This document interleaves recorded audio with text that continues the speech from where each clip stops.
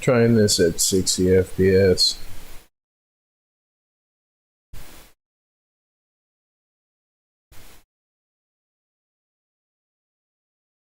I mean, it should run. I mean, I've been meaning to try it at 60 FPS, but it might not. I might have to continue to run it at 30.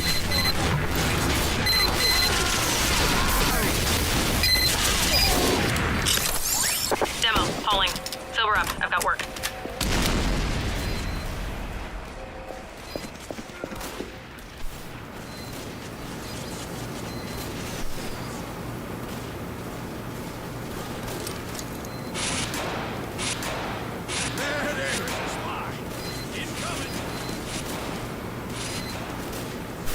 Deco. You get going.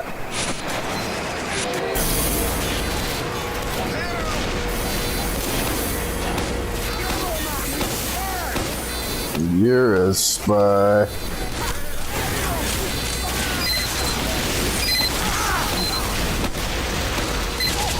We have taken the enemy intelligence.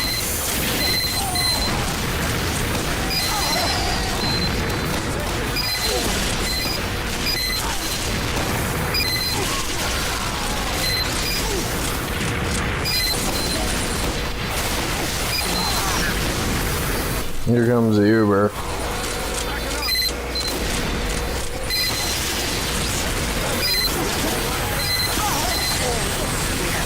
The enemy intelligence. Bloody spy!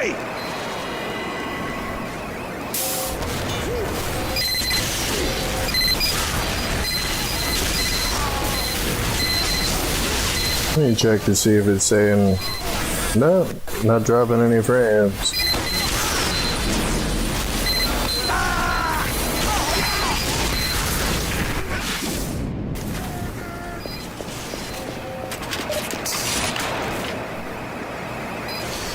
And it doesn't look like they're trying to get out that door. Needed this.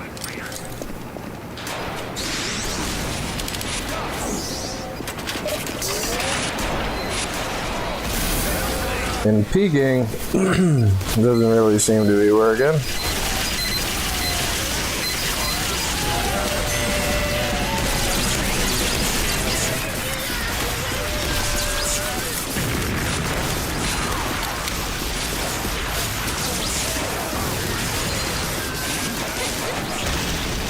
Wake your body ahead, wanker!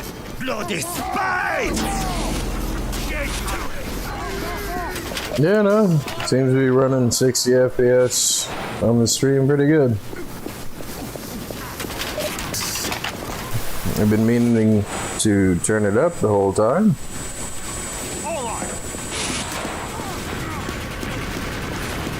And by the time I remember to try it, I end up turning it down. Or not turning it down, but leaving it at 30.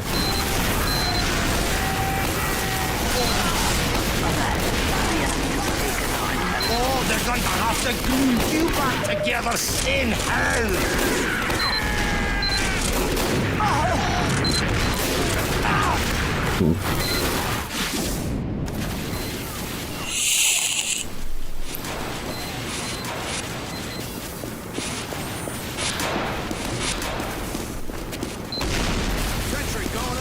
Vio Wera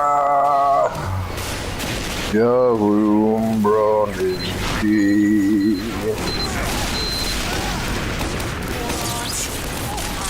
Opens the door. Not you, Pyro.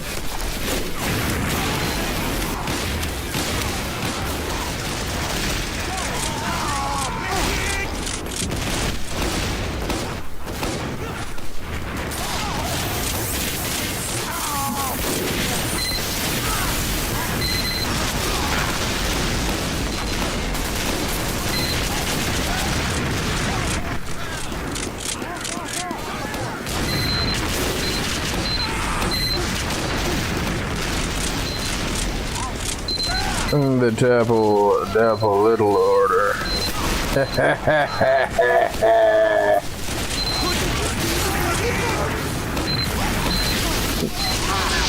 then the narrator said, they could not in fact see the bloody bombs.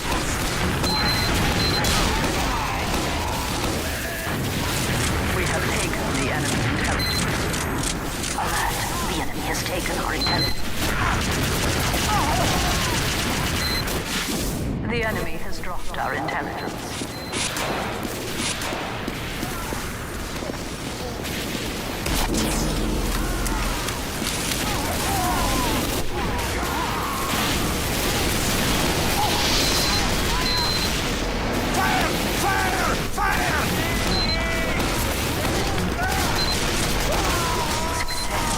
We have secured the enemy intelligence.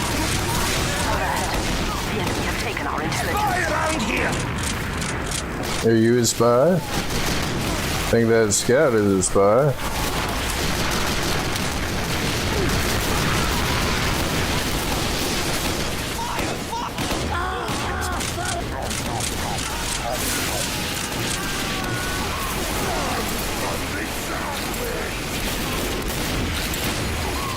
Sandwichy Mo.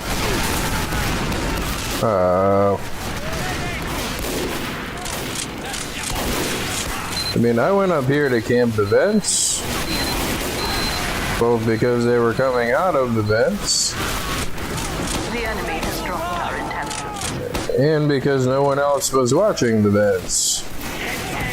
Alert. The enemy has taken our intelligence. And I'm out of sticky bombs.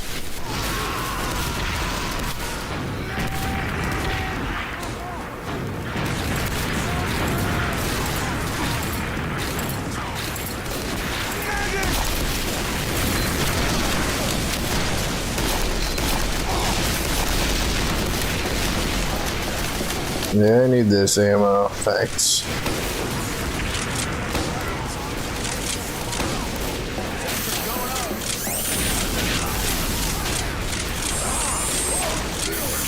Hello. Hi, Goose. How's it going?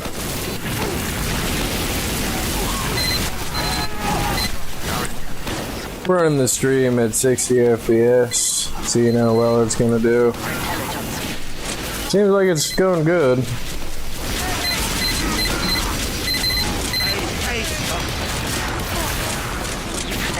The enemy has captured our intelligence.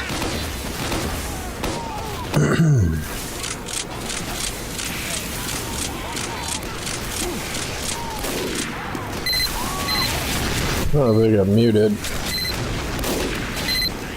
I think that's a spy. It was a spy.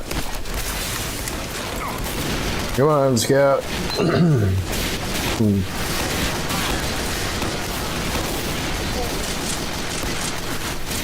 Stop short of bloody spade!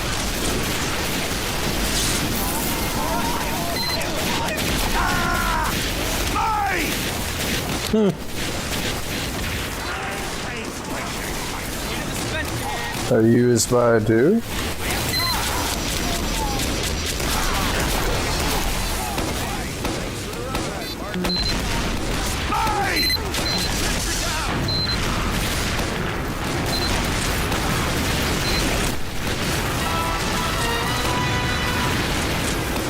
We have taken the enemy intelligence.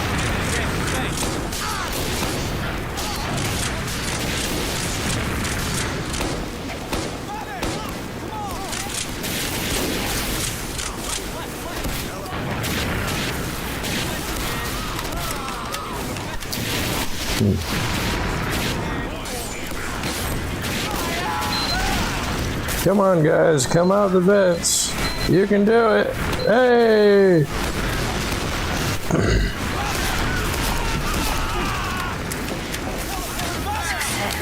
We have secured the enemy intelligence.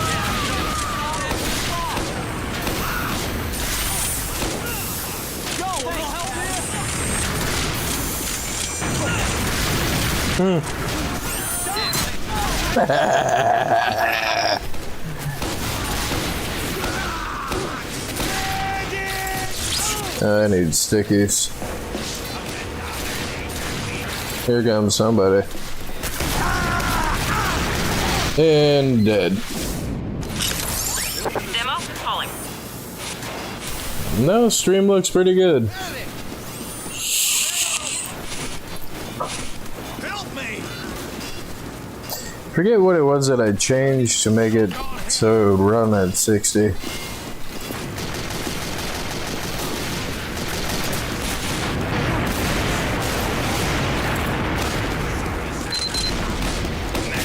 That's a spy. The enemy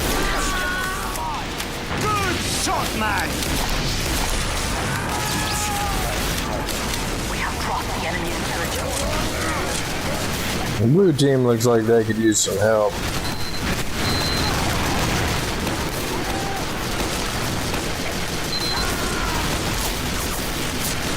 We have taken the enemy intelligence.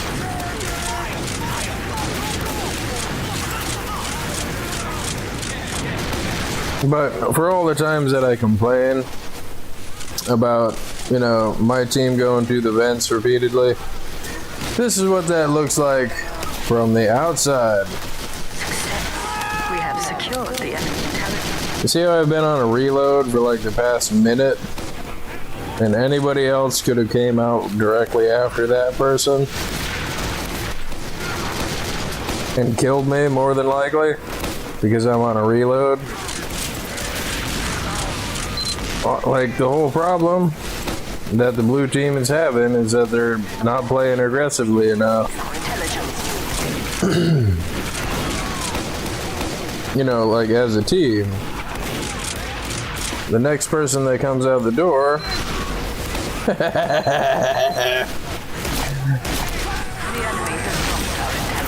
is the goal is of that person is to catch me on reload or at like half HP.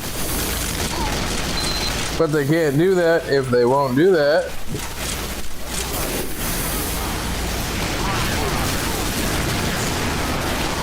Nope, coming through the vents.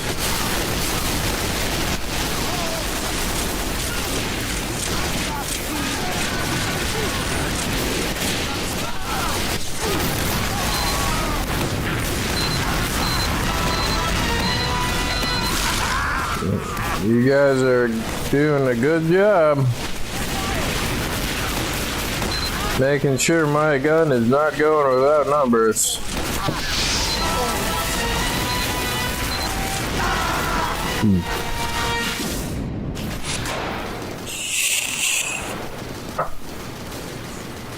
Our intelligence has returned to our base.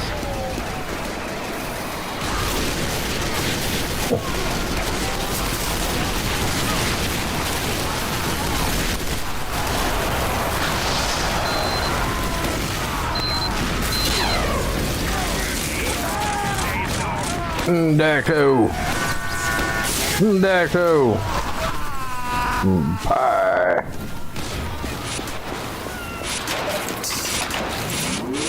There's some Daco pie.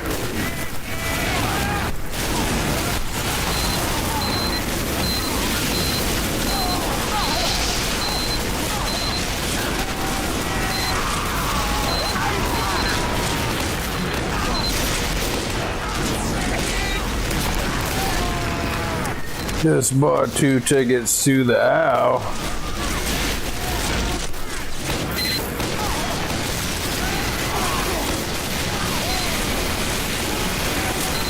See, I came down here to watch the door because no one else was watching the door. And now they're not watching the vents anymore.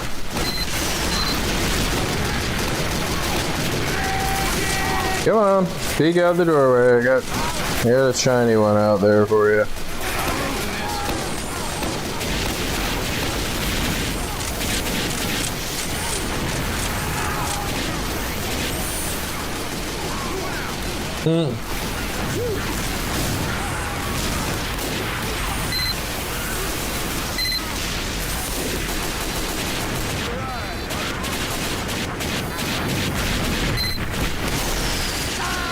It looked like he just jumped through the window. That was weird.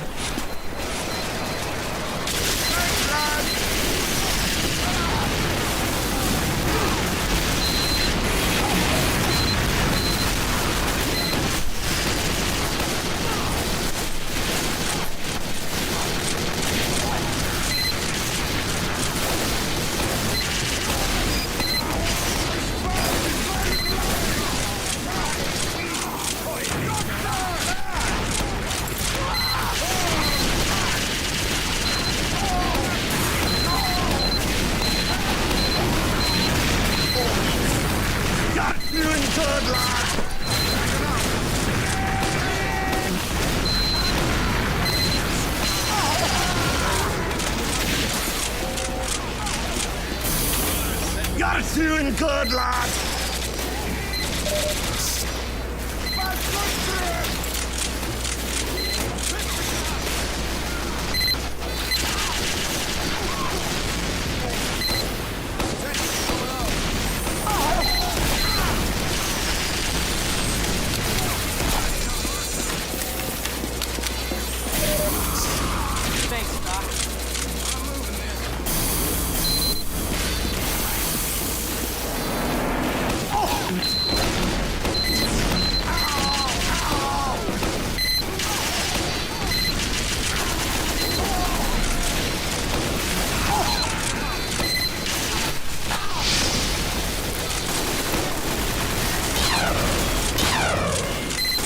Uh-oh.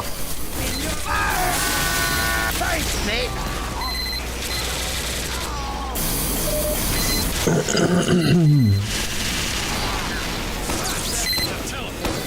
A little bit slow on my shutter speed here.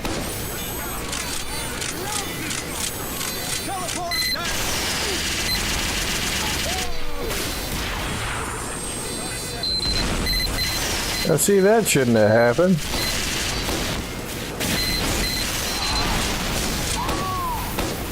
Wonder if the geometry of the vent exit is causing them to be just far enough away from the explosions to not take deadly damage from it. Like it's arcing it up toward the ceiling or out toward the wall. It does kind of be what it is looking like.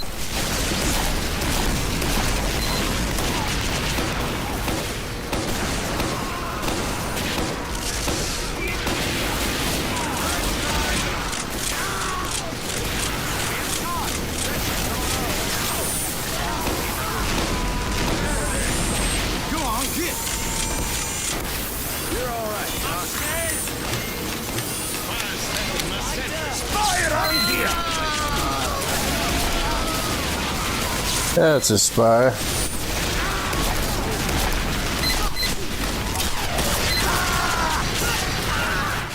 And I missed. Hey, Demo, wake up. I've got a job for you.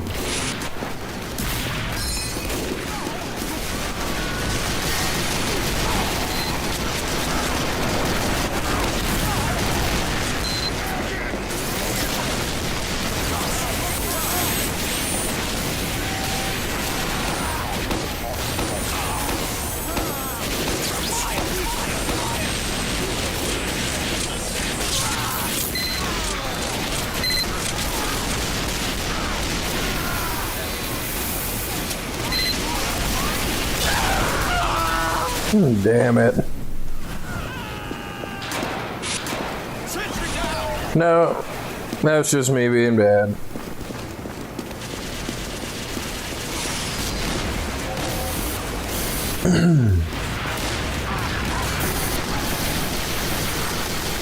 You know, if that's the case, I should just be putting the sticky bombs here.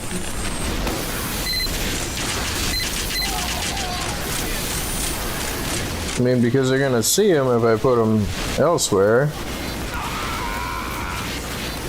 Bloody spy!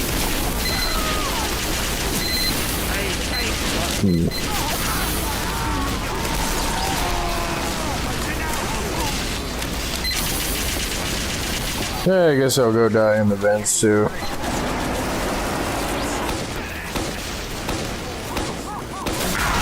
Ooh.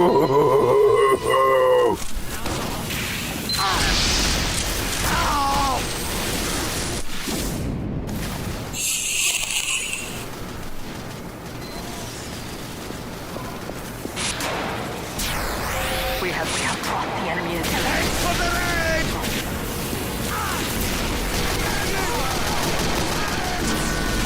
Take it, Doctor!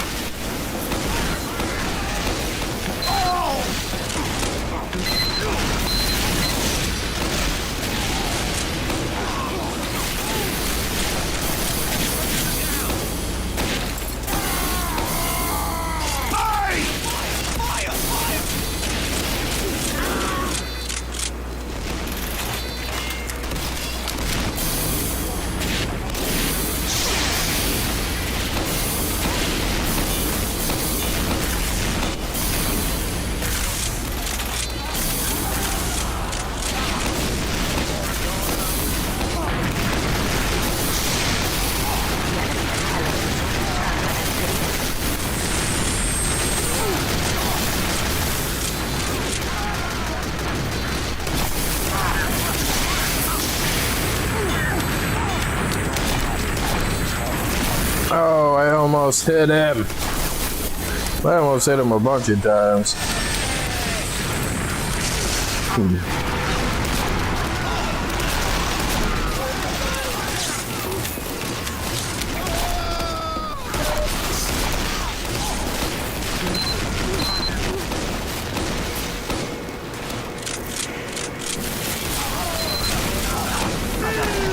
enemy has taken our intelligence.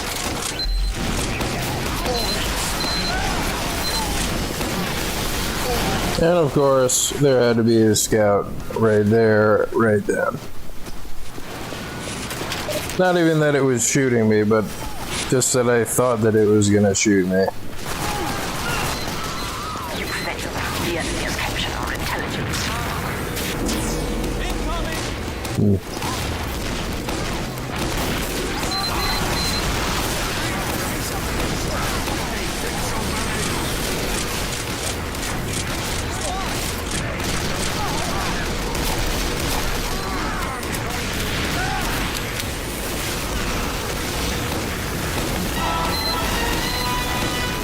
Dominating yard!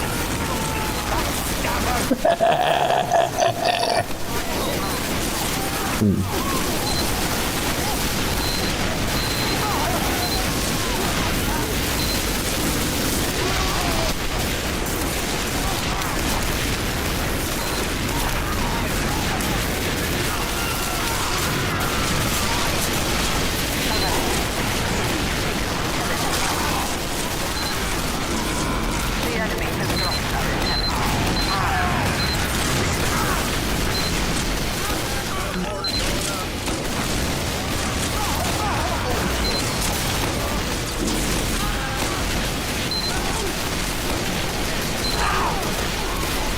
He got me. Demo, calling here.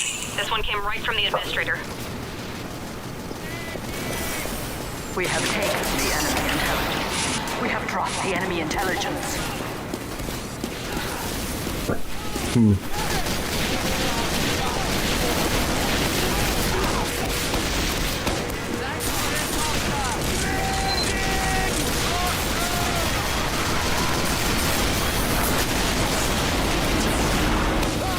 Take it, Doctor!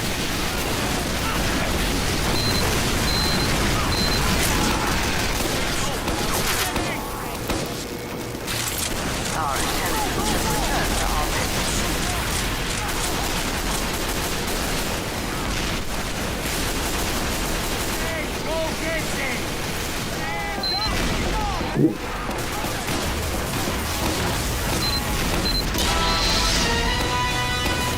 You brought shame on your people, you mumbling devil!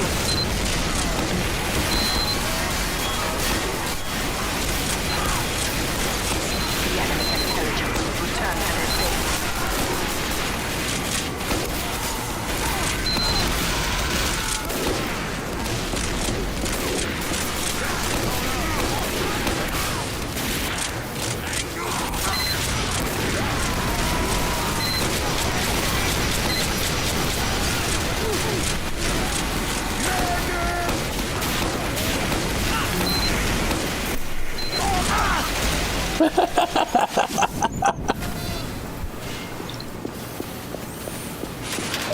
Oh.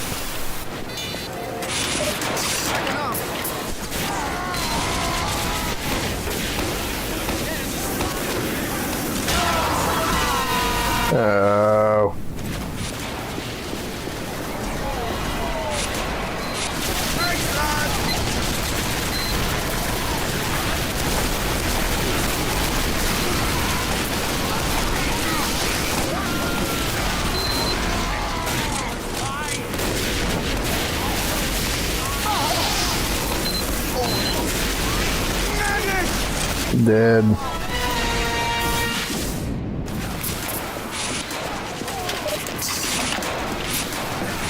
But yeah, that's just the way that the game mechanics go. Is all you really have to do is just rush the other team, and between them being hurt or on a reload, they're gonna be overwhelmed. I mean, that's just how it works. Like,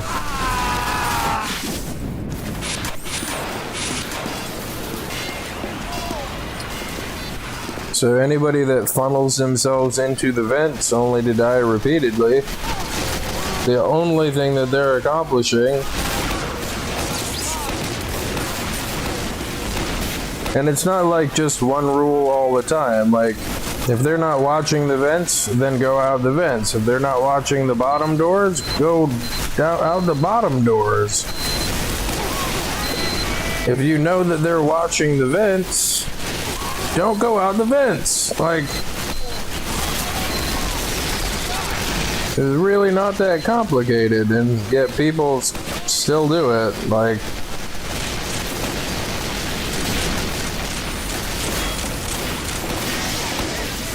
is he gonna punch me? No.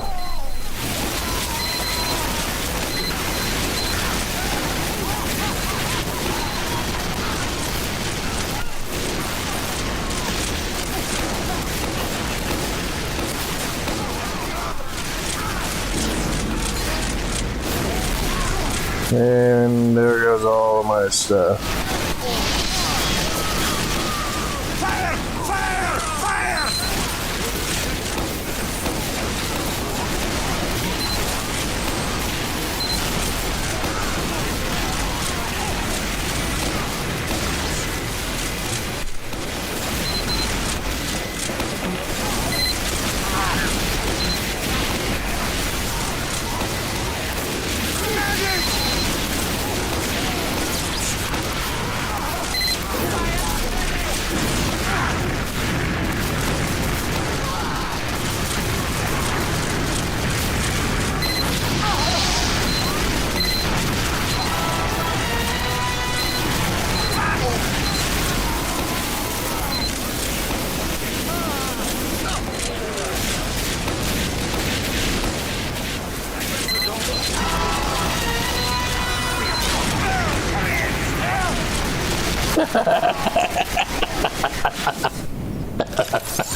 Demo, Pauling here. I need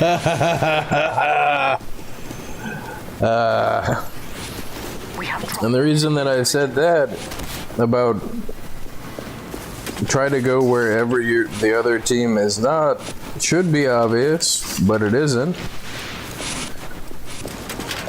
And the overwhelming them thing will work, but not if they're all watching one door like the vents, and if you've been doing the same thing for 10 minutes.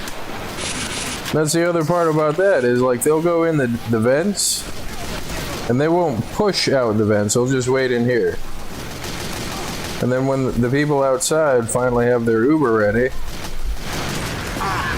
that's when they rush the vents, and you end up with like 6 to 8 people all standing right here and get mowed down, and it's like,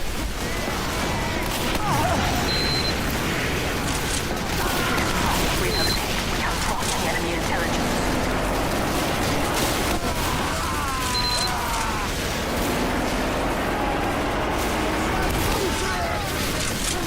We have taken the enemy intelligence.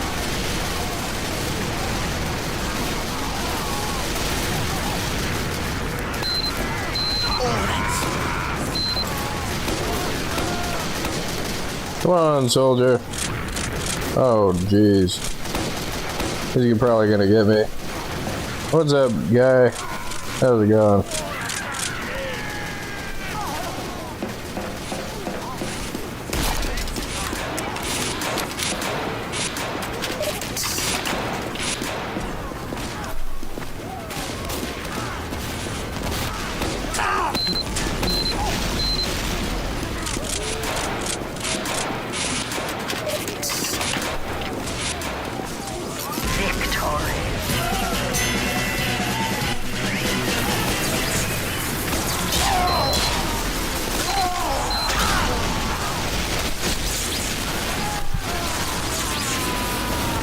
Yeah, up the stream to 60 FPS.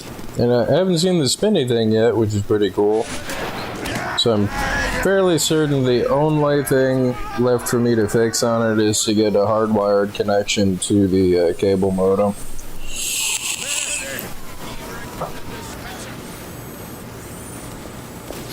That's the only potential thing that might be causing a bottleneck in the stream.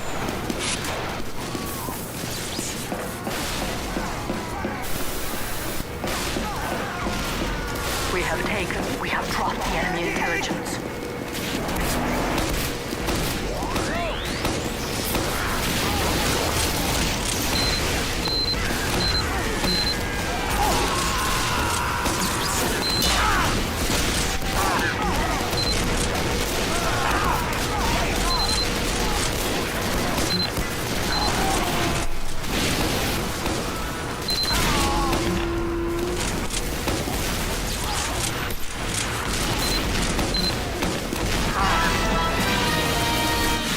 So I guess they didn't kill him.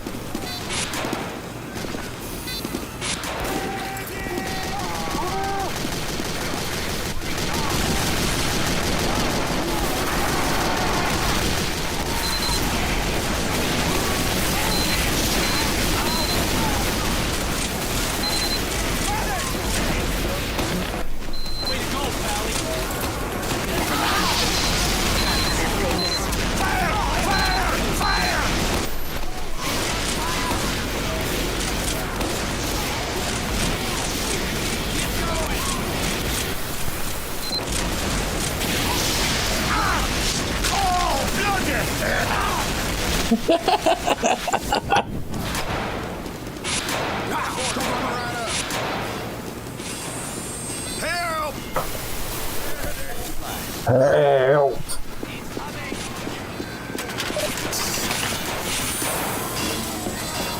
Keep going!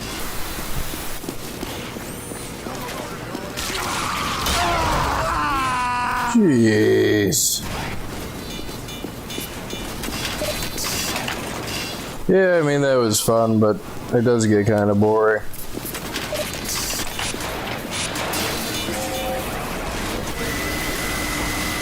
Heavy is a lot more fun.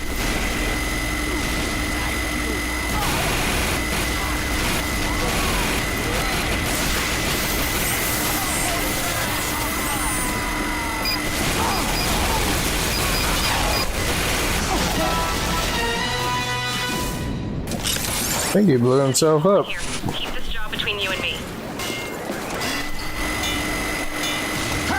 I read explore divisive as explosive diarrhea.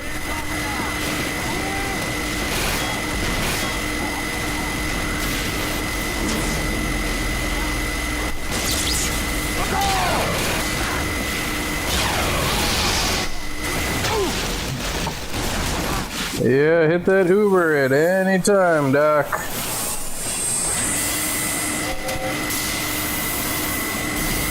Pretty much as soon as you hit 100, you should be mashing that button. You should be mashing the button to hit the Uber all the way from like 95% up. Because then, even if it gets, you know, relatively wasted,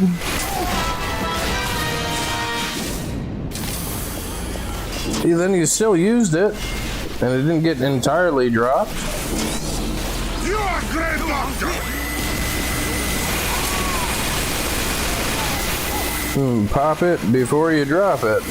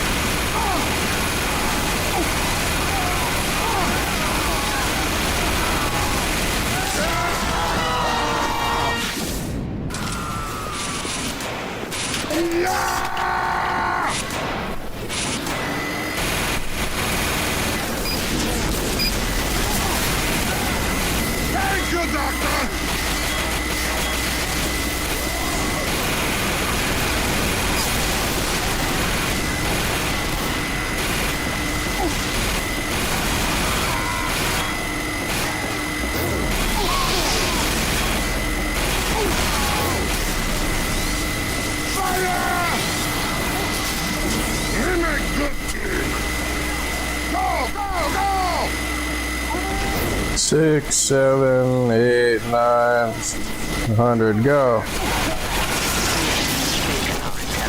The enemy has dropped our intelligence.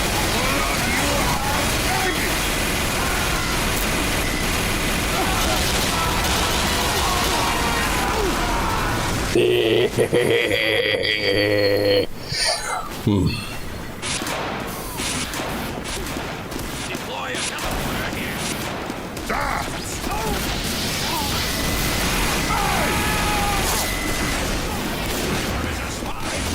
Like seagulls upon a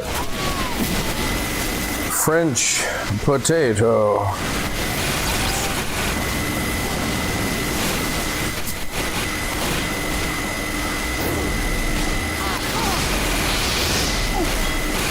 I'm gonna die. Yep.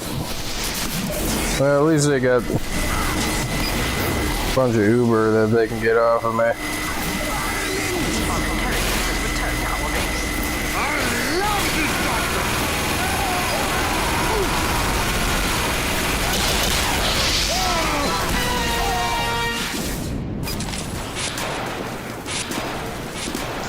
His divine shadow.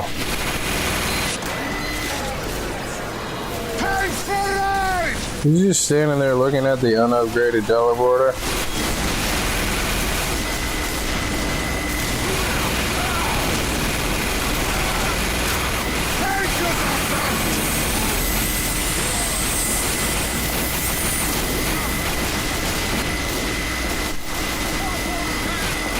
V-O-A-O,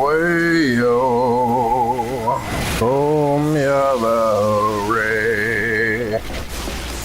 V-O-A-Ra, Yarum Bronin G.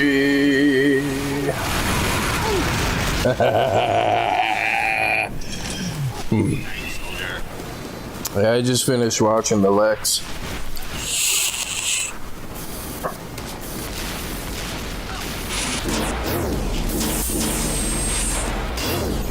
It's a beautifully absurd show.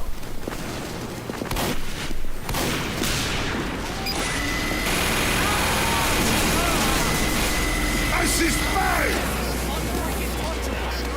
Now, see, I would have to say that Heimdall is probably a bad choice for a name in a shooting game. Because the thing that I think of every time is like, you know, if they get killed, like, and they didn't see it coming, it's like, well, you'd think that Heimdall would have seen it coming. Like, Heavy, calling here. womp womp womp. Yes, I'm very funny. No.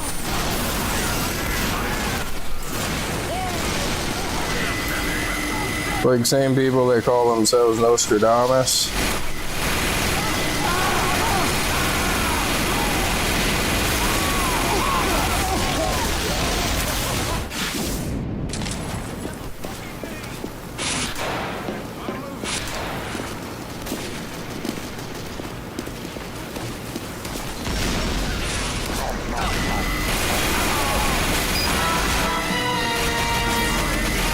I would forget you!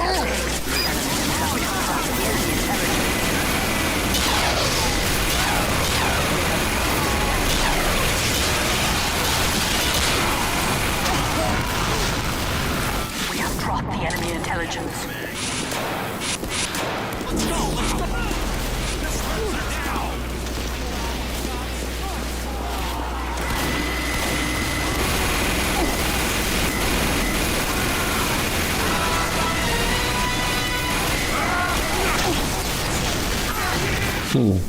Shiny one.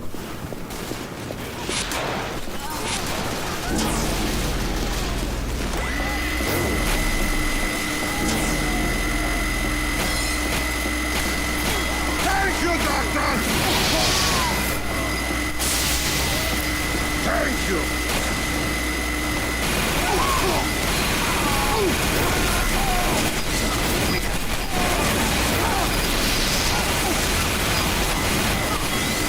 The enemy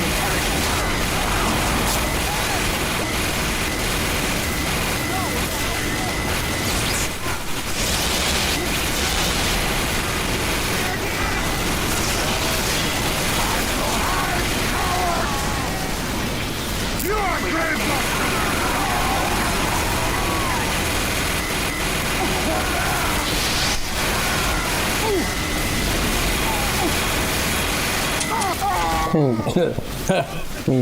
click, click, click. The enemy intelligence. Who the hell named us click, click, click, click, click, click, click, click? The enemy intelligence. I guess I'll take it.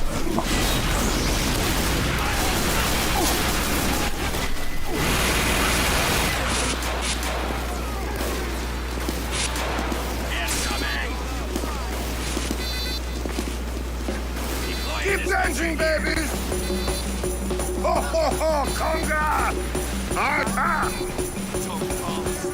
You missed, Doc. You missed again.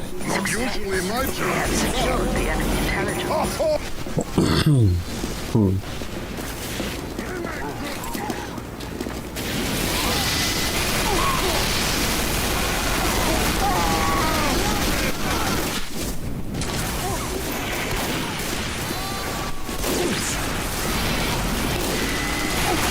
Made of pure turbinium.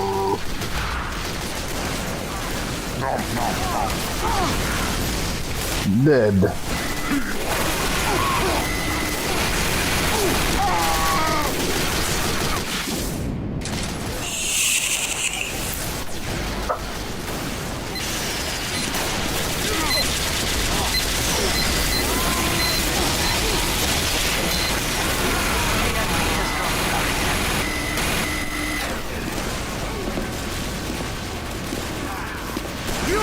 Dacto.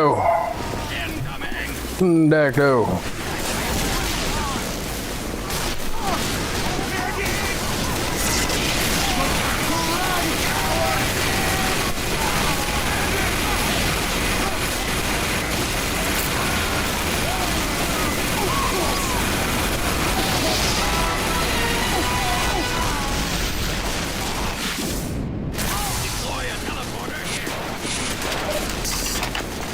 Wow, 96 and 38. Door camping with a sticky launcher usually does that. Holy crap.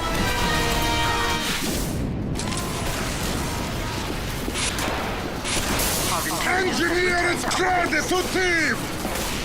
Hello, entire red team. Hello.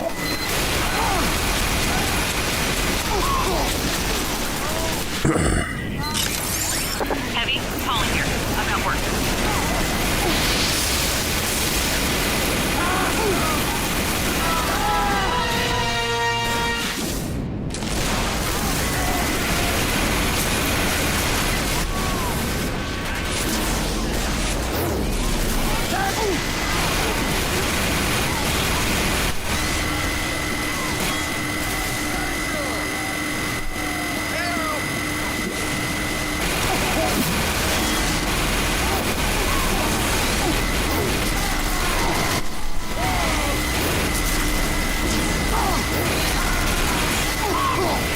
Not sure what the doctor's opening the door for other than getting shot in the face, but you know.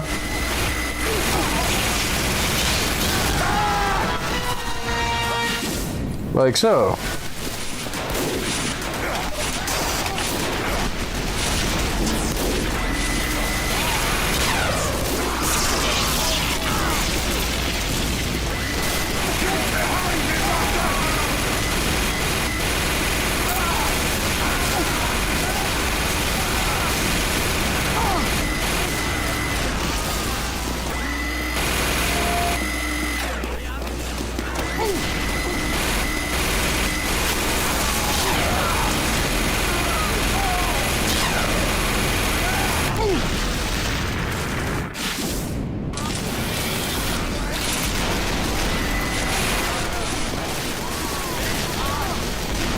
Thank you!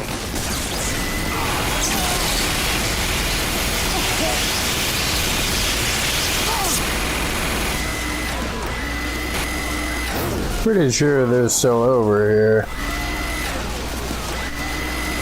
Trying to catch them. Yep.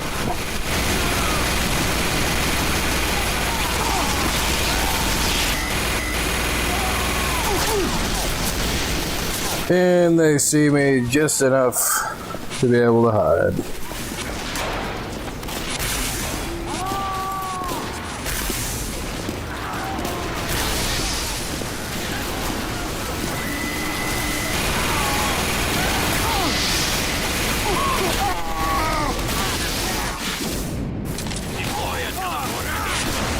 Now, I'm not picking on the people that like to play sniper. It's just every time that we got 4 snipers, this seems to happen.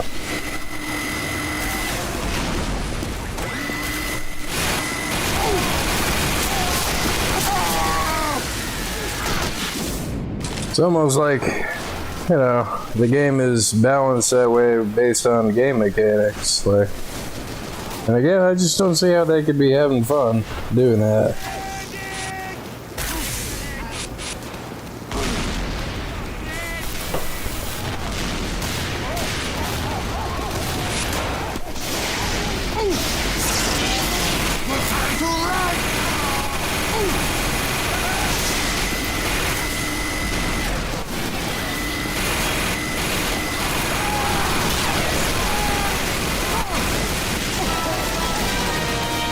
And just like the last stream, they have nothing in mid, and my team won't go out the door and shoot them.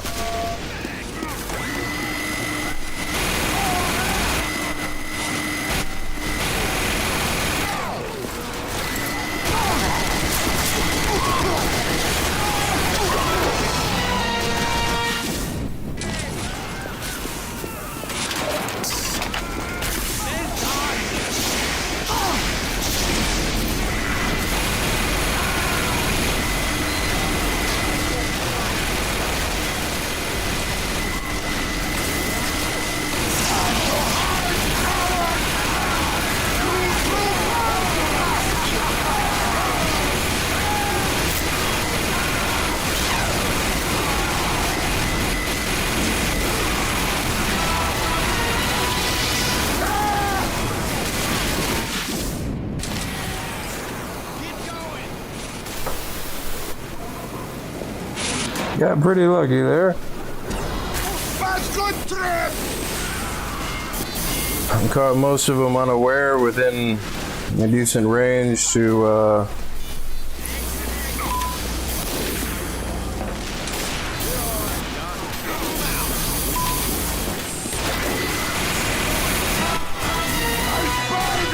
You cannot hide, coward.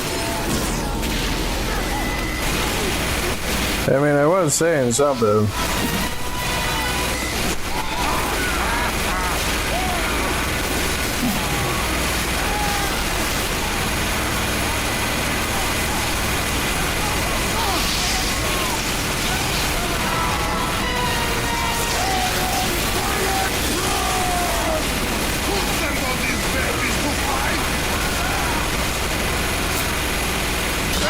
Hey, Heavy, it's Pauline. You're the only one I trust for this. Like freaking Rambo. Yo.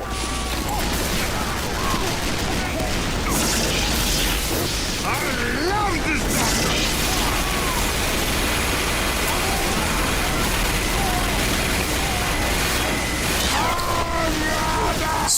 Boy.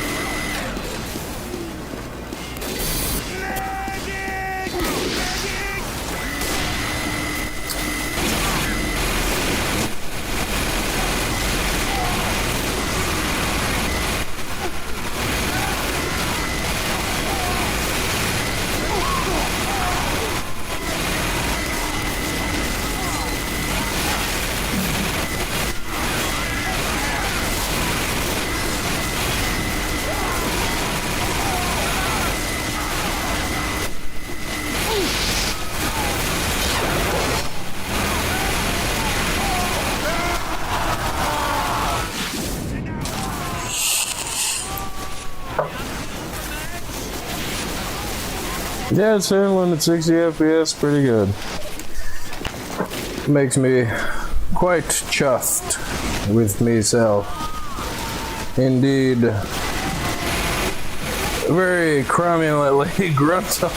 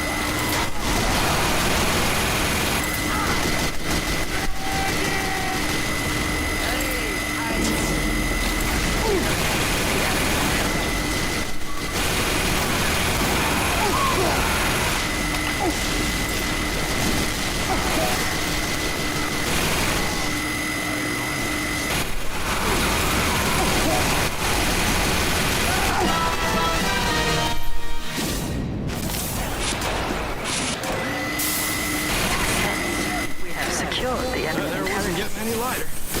I come!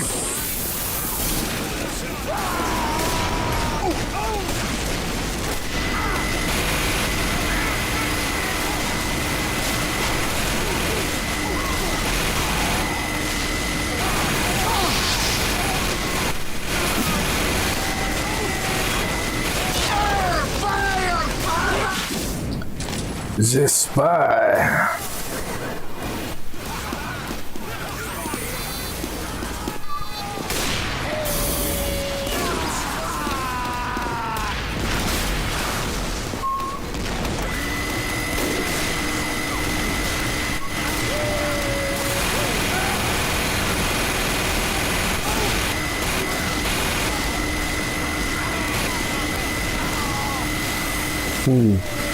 I gotta say something to the spy. Just a little bit of smack talking. Spy, the door doesn't open itself, so there's probably a person there.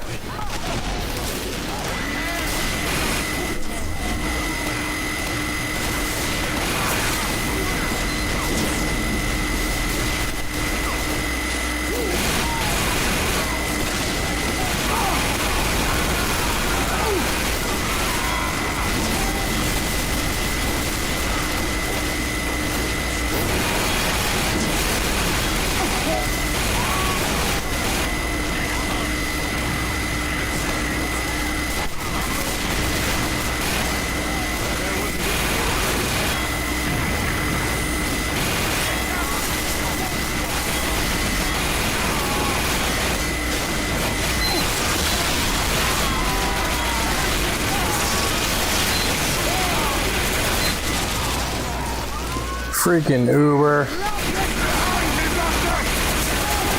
No! How did he get a second Uber?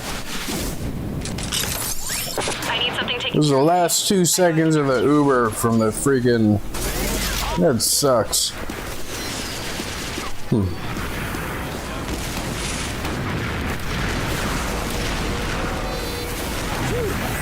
Go right from 0 to 1,000. Yes.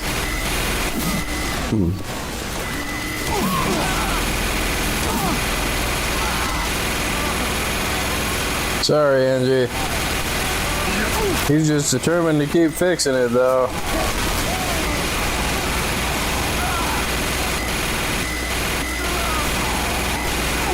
Stuff is about to get real hot, Doc. Oh, man. Hit it, hit it. Oh. Just a little too late.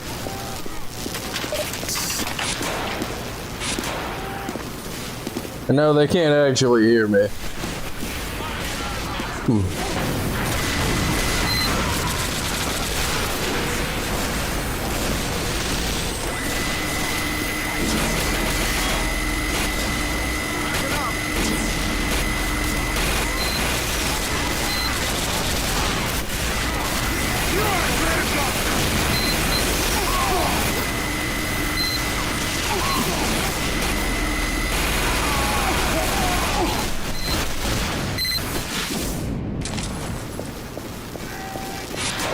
Now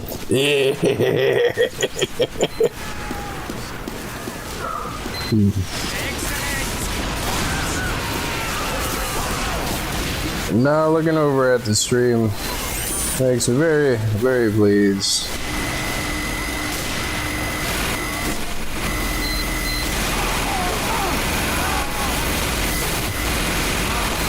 Oh, I didn't know that was right there.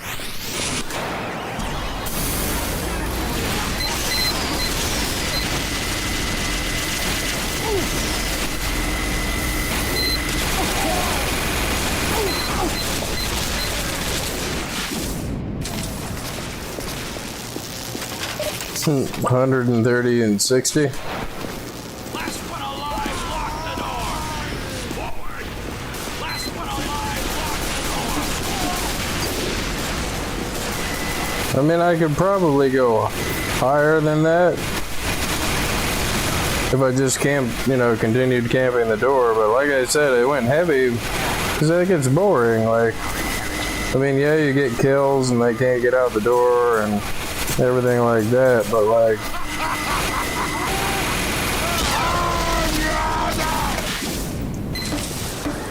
it's not as much fun.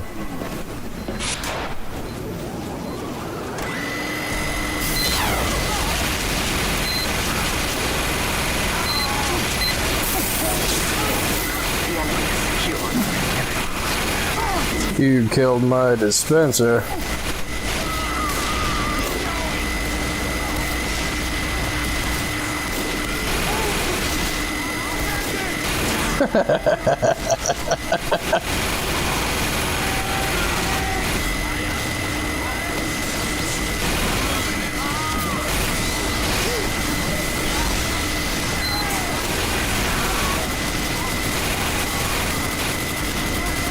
Where is he? Oh. Oh, there he is. I was looking for him too, and oh, I miss him.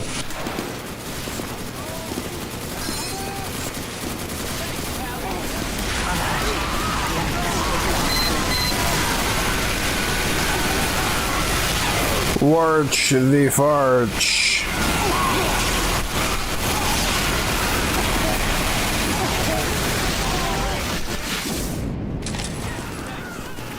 By the power of onion pits.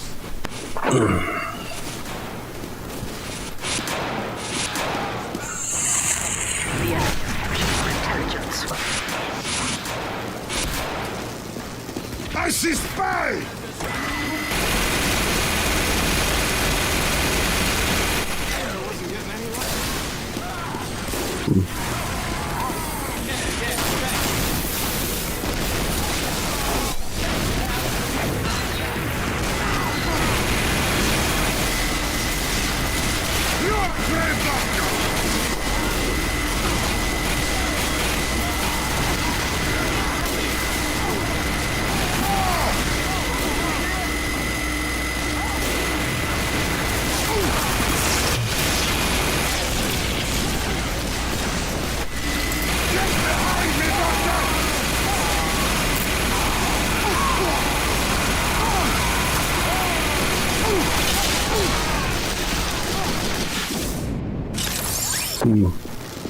This one's got your name all over it, big guy. Doofus.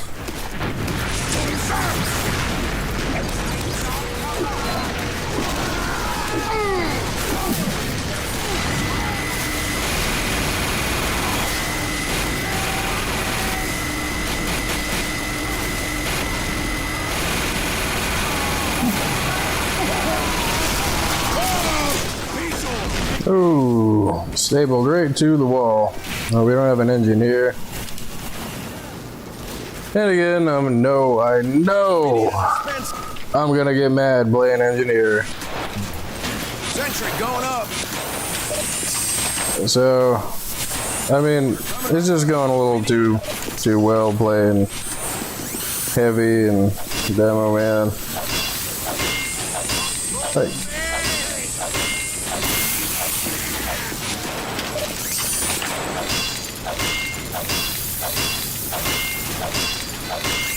And people that play Engie that haven't realized this, if you have the Eureka effect and you have the Jag, mostly if you have the Jag, you can build with any other thing besides a mini sentry, and then switch to the, and of course my team is just gonna ignore the crap out of the spy as I'm trying to give engineer tips. Like, I guess nobody's gonna kill this guy. Well, the thing that I was saying was, like, you can go Eureka effect and build all your stuff all at once, and then switch to the Jag, and it retains its Eureka effect qualities.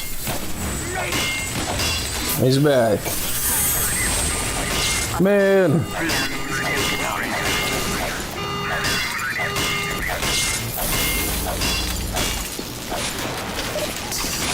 No. No, I knew it was going to be like that. I did say so before I started playing Engie.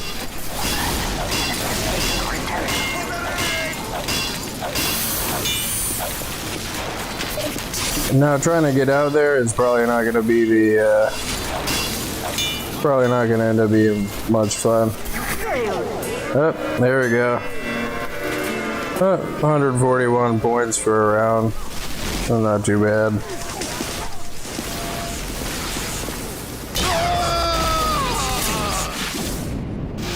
But provided you don't have a spy raid there. You're all right, Doc. We need it.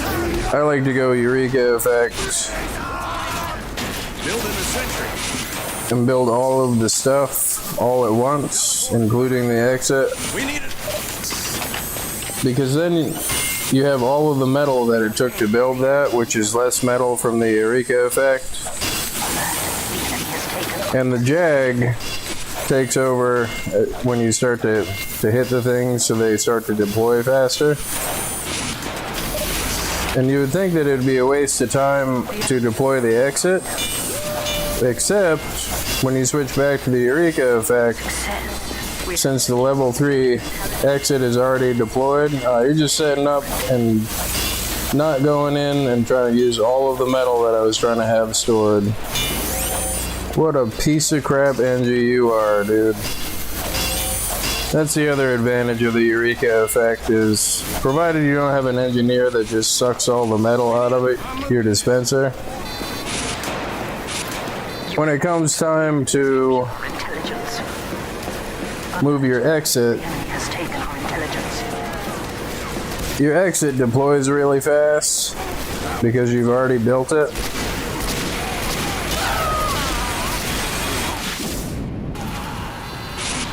The enemy has dropped. Alert.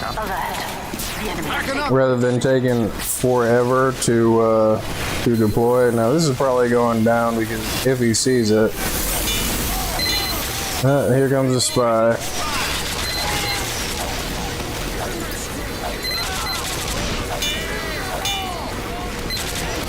But I do the same thing. The thing I'm about to say is, admittedly, when I'm playing a class, I kind of don't care about what's happening to the engineer unless I'm playing Pyro. Because most of the time there really isn't anything that you can do unless you're playing Pyro. Moving out.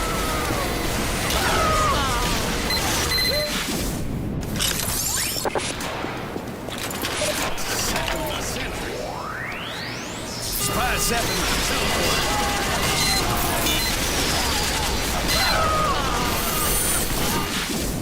Which, speaking of Pyro, as I'm trying to play engineer for these guys, we have not even one Pyro on the team. Spies. So, good job, team. We needed a. So I guess I'll help this guy that wanted to take all the metal that I planned on having stored up for when I deployed the dispenser for my own benefit. You know, he seems like he's gonna play Engie. I'm moving that. And maybe try to keep the spy off of him.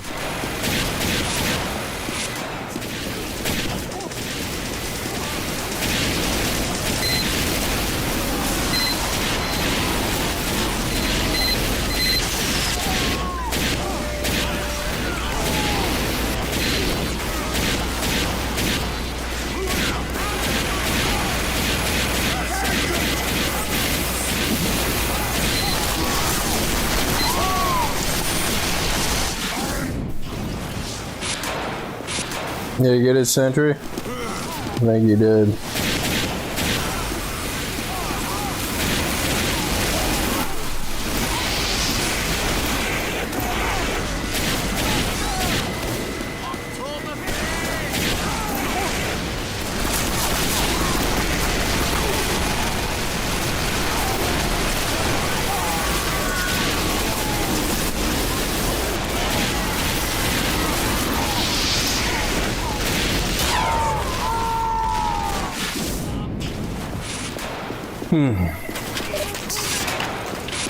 No, but I did say that was how it was gonna go.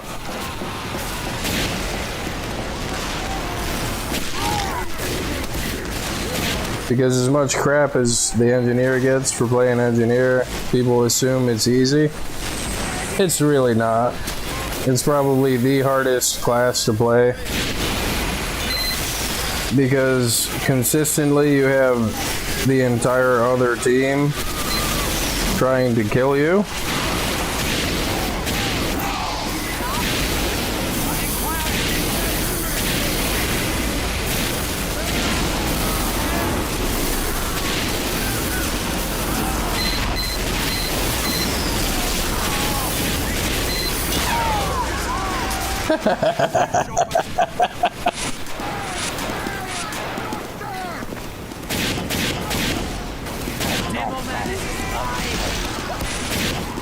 But that's the same thing as people that don't play medic that think that they know how medic works. Like, it's like none of that really works like that. And you would know that if you had any experience doing it instead of just thinking that you did.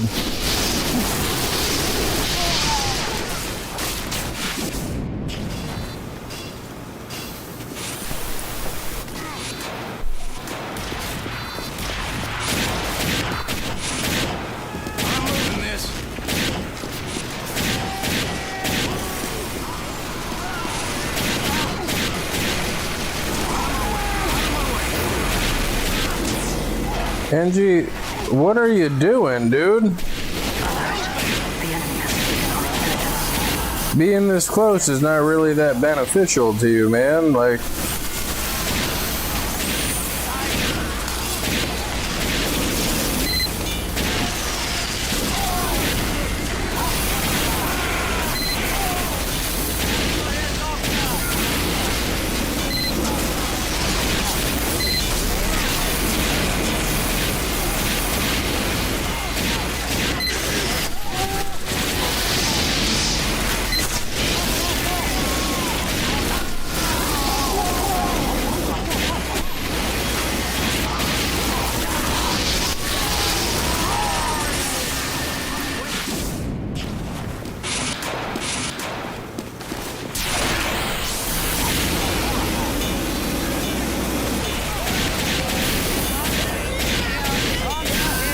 and that's not really a great spot for his teleporter. Because the spy could come through, and if he's a little bit off where he's standing, he's gonna get telefragged. I use that to my advantage when I play spy. Especially on Turbine, because they do that quite often. Like,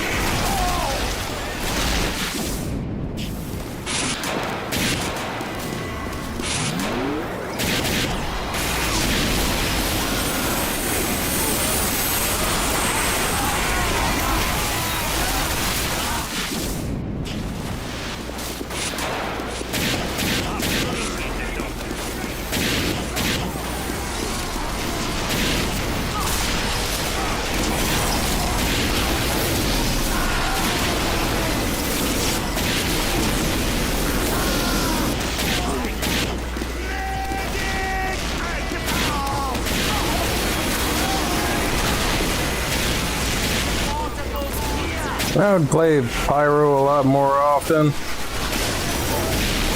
Because I like to play Pyro. It's a good class.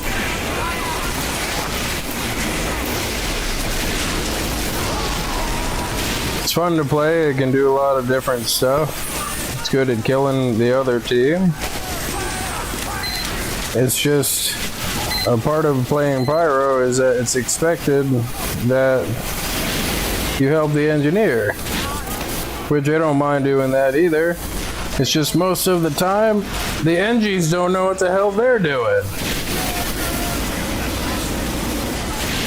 But this is not a bad setup. It's not a great setup, but it's not a bad setup either.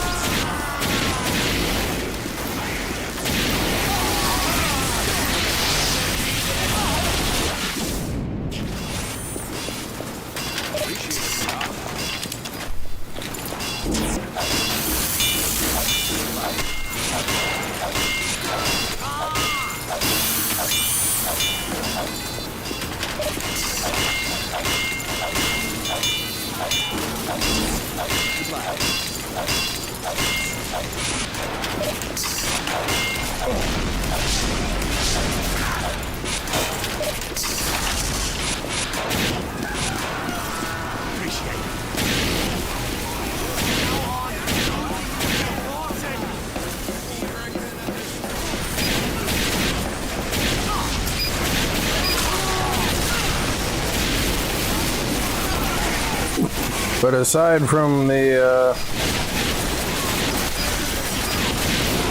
Engies not knowing what they're doing, which is real disappointing when you try to play Pyro, is people run away from you when you're actively trying to put them out because they're in a panic trying not to be on fire. What was the other thing? I'd say most of the time the team needs an engineer that knows what they're doing to get a base set up, whether they're red or blue. Or they need a demo man to take out the other team's engineer. Which shows why those are my two main played classes. Like, We need it. but I mean, again, we've got one Pyro, which is enough for me to not even try to play engineer.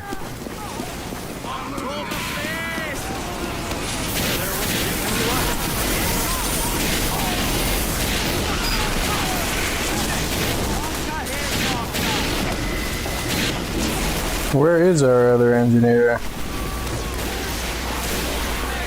Is he over here?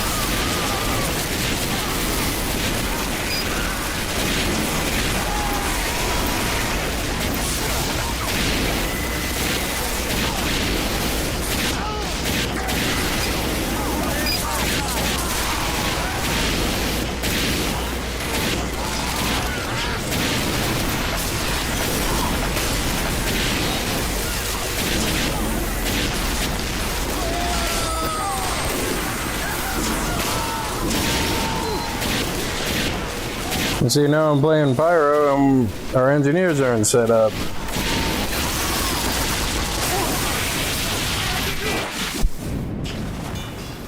Hey, when you gotta fight your own team, man.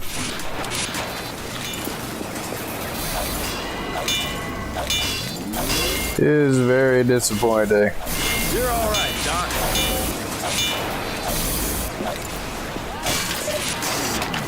We need a dispenser. Building the sentry. Teleporter coming right up. We need a dispenser.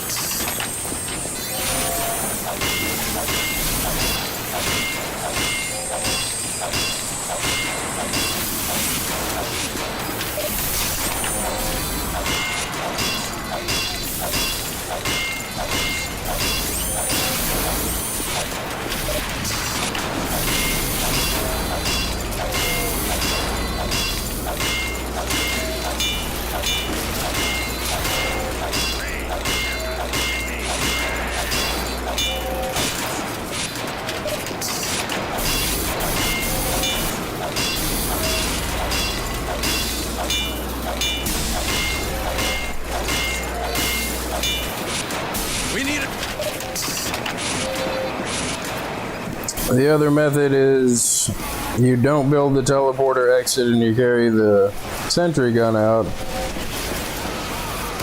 But the downside of that is if you get caught by somebody and you die,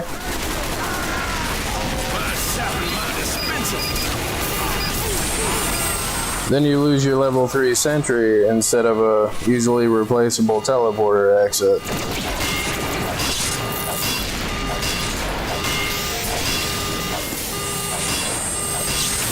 And that's so frustrating. It looks like the spy had given up, or he was being handled. And freaking, I get all my stuff set up, get the teleporter out there, and then he swings through spawn and gets all my stuff as I'm about to move it all to the front line. You're all right, Doc. And he's back.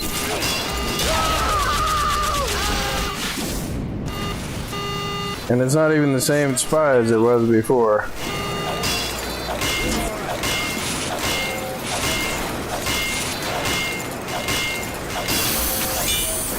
Teleporter down! And I get that upgraded, decide to skip the dispenser, and the guy gets my teleporter exit as I'm about to pick up the... Man.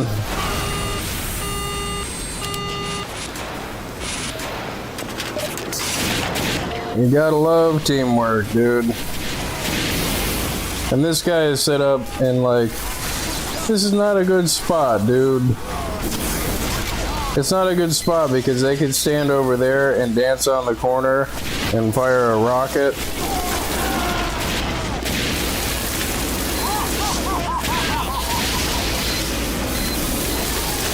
And peek on the corner and kill it, like...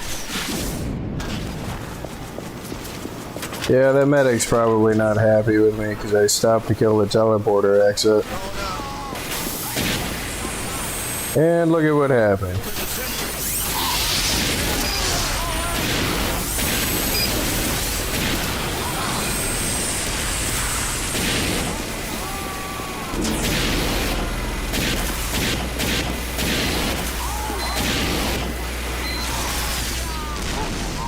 Now there's not any reason for me to be up here with this medic with his like, what, 40, his 50% Uber.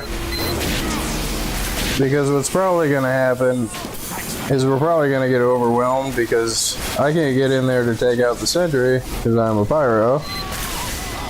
And he's probably just about going to get 100% Uber and then get killed. And I'm out of ammo. Like...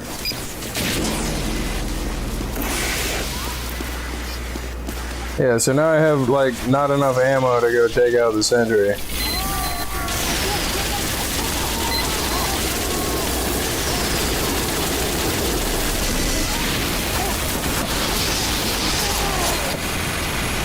And if you notice, I made sure to pick up the 100 ammo before I tried to do that.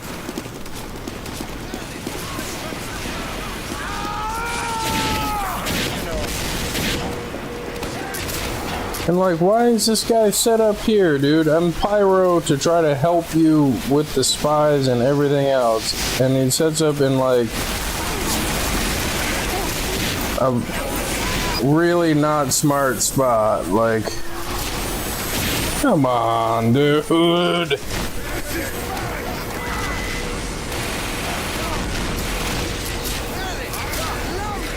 And it bothers me because I would rather play engineer, you know, because I know what I'm doing, and having to see these guys do like what is this, dude? Like, what did you expect was gonna happen?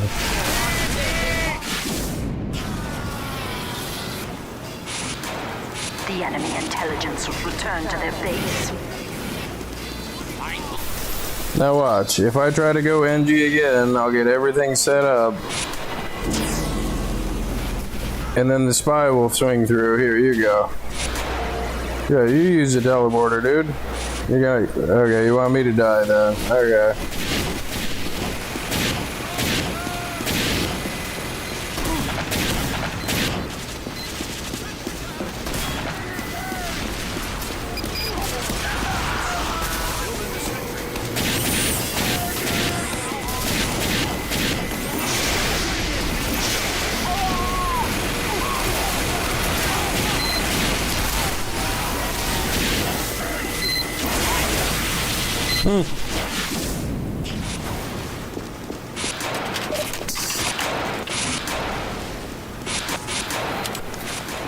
We needed it.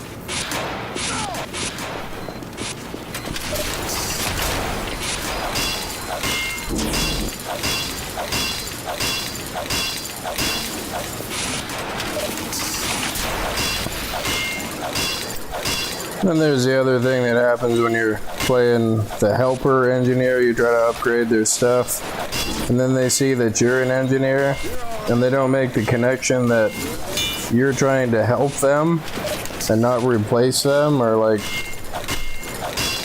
and then they decide to switch to something else after you spent all of the time to help them get their stuff upgraded. We needed to spend.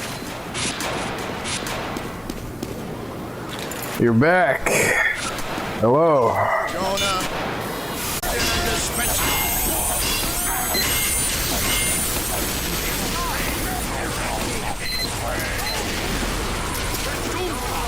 Teleporter coming right up. Building the sentry.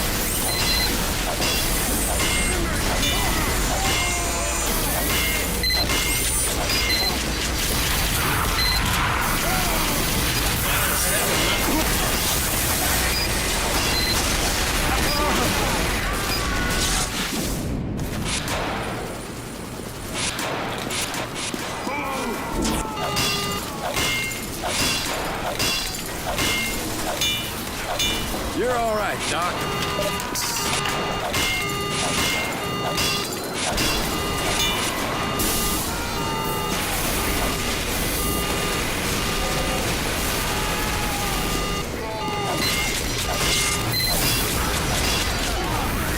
Teleporter down!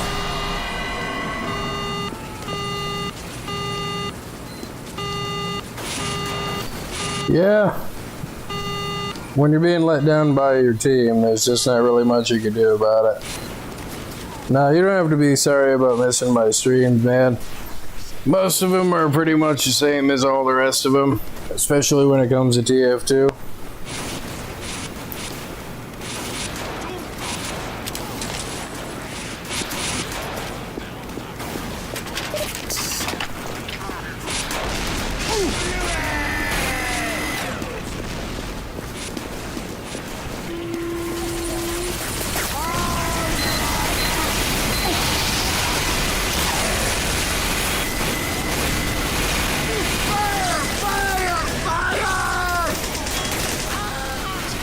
Yeah, thanks. Yeah, thanks, man.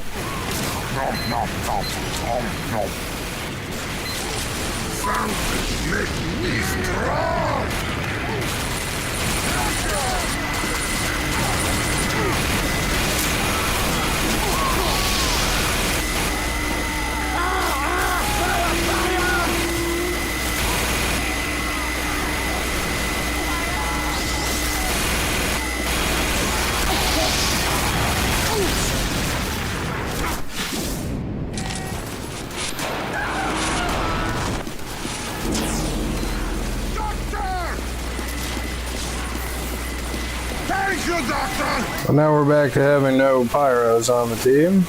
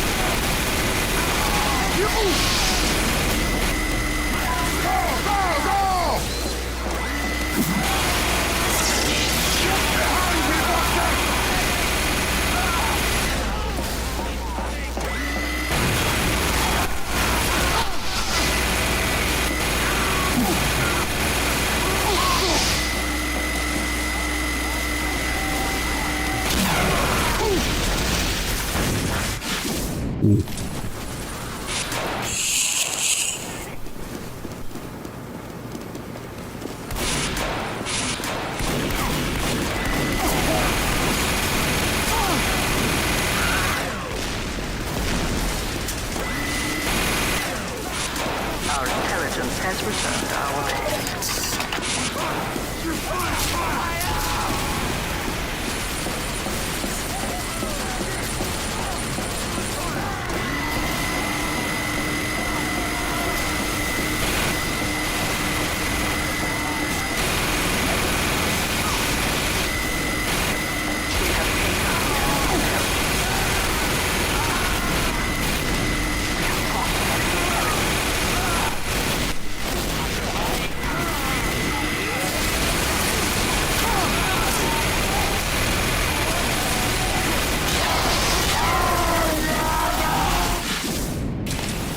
Soup time.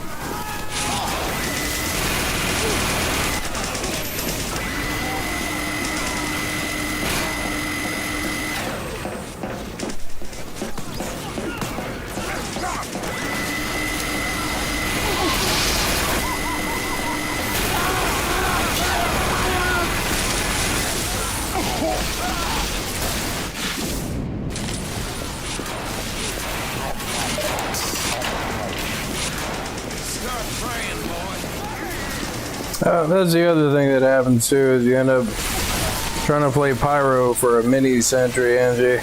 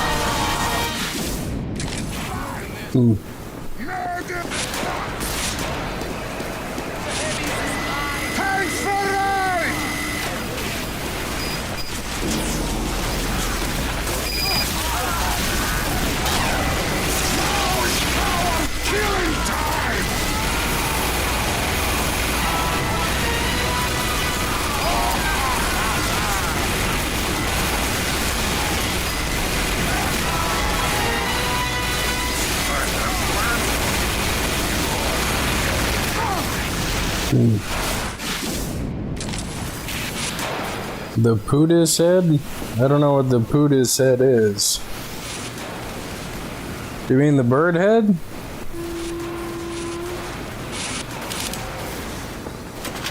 Oh, the Pootis bird head? Is that why you call it the Pootis head?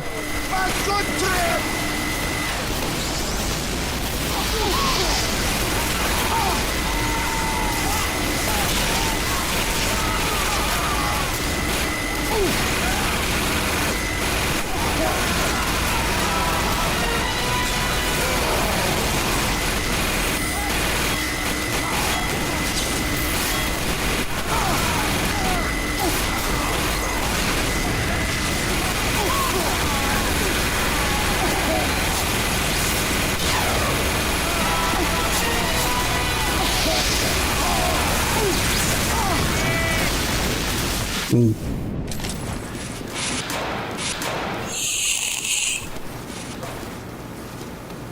heavy is a spy. Yeah, I got the bird head.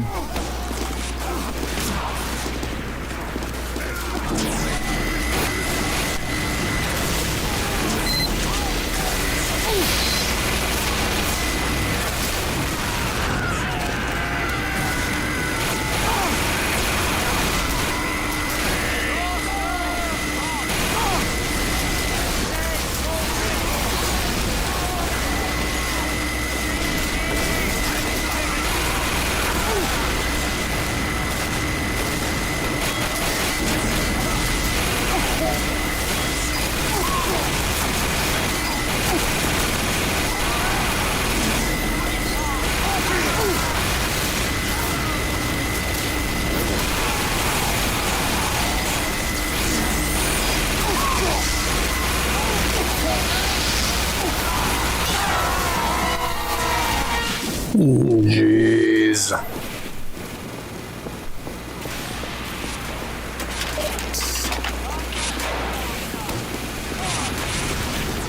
And the funny part is, like, I can do this with the heavy or the demo, or like, I can kill the crap out of the other team, but I really just want to play NG.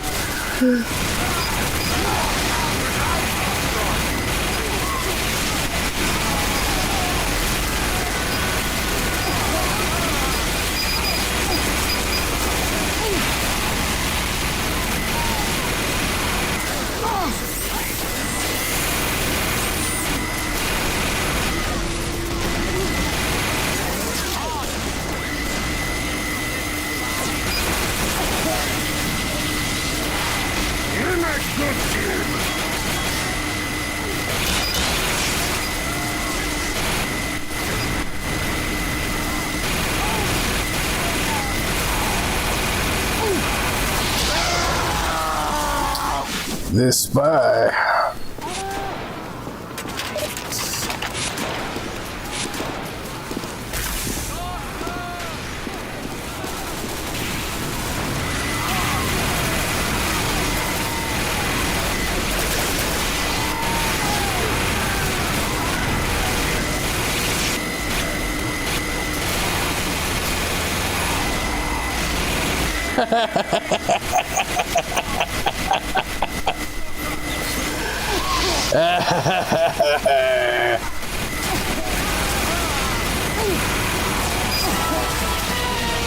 It's just suddenly ragdoll time.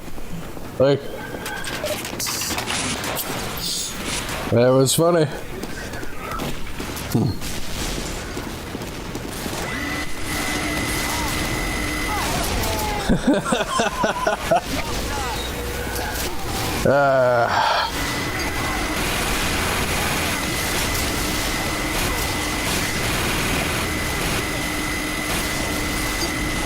And just slaps right off the wall. And AFK bot aim. Nice.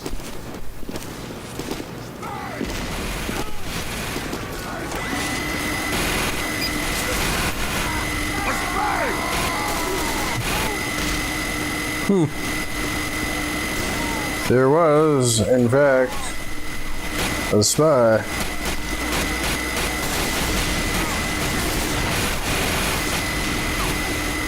We have taken the enemy intelligence.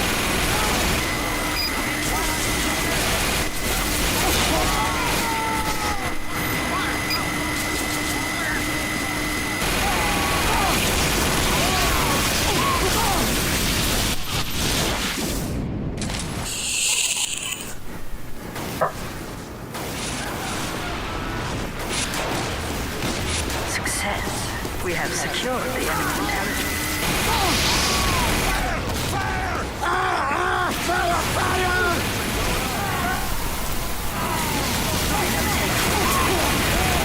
Two of two spies. Yes. We have dropped the enemy intelligence.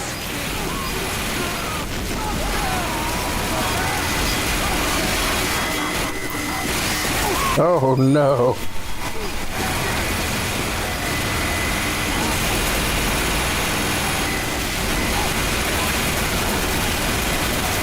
Any second now.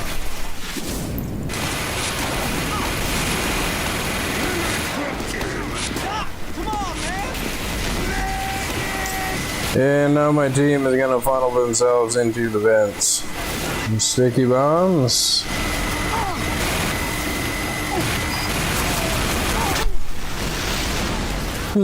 Crockett from behind.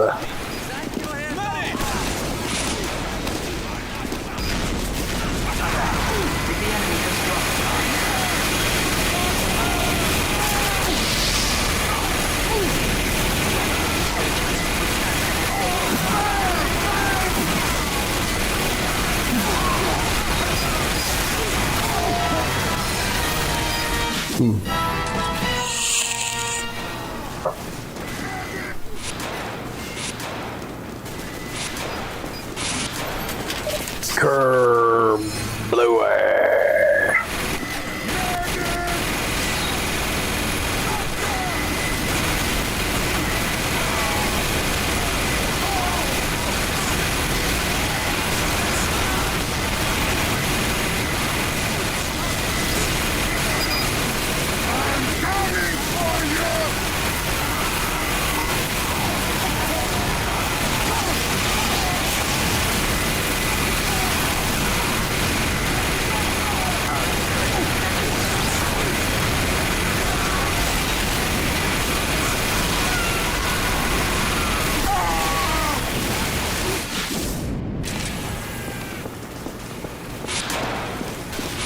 We have taken the enemy intelligence.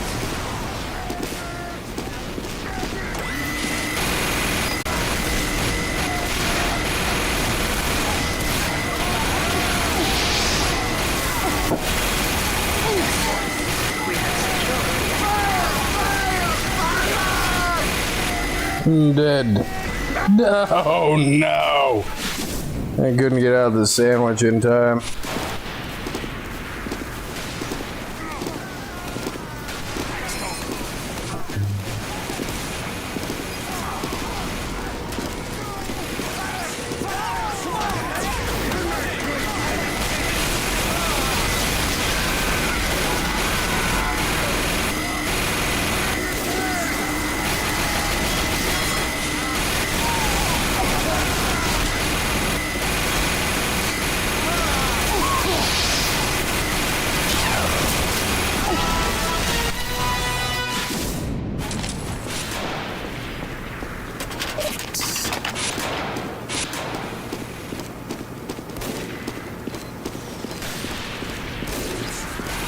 No back bacon for you, Mr. Mojo the Spy.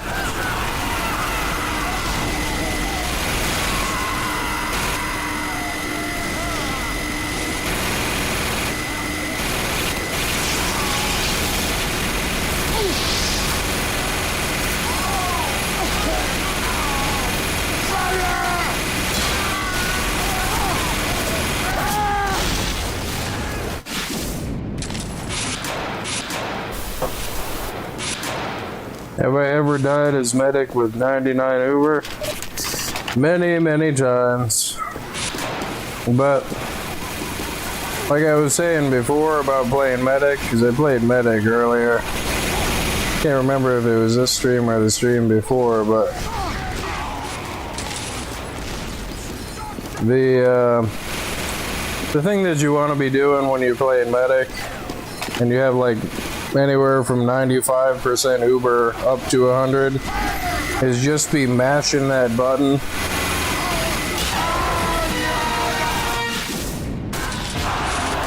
Go, Mojo, go.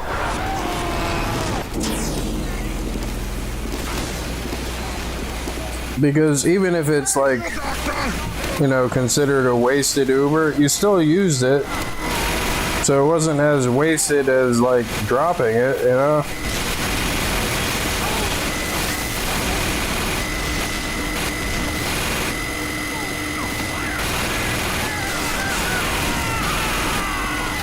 Nice shot! We have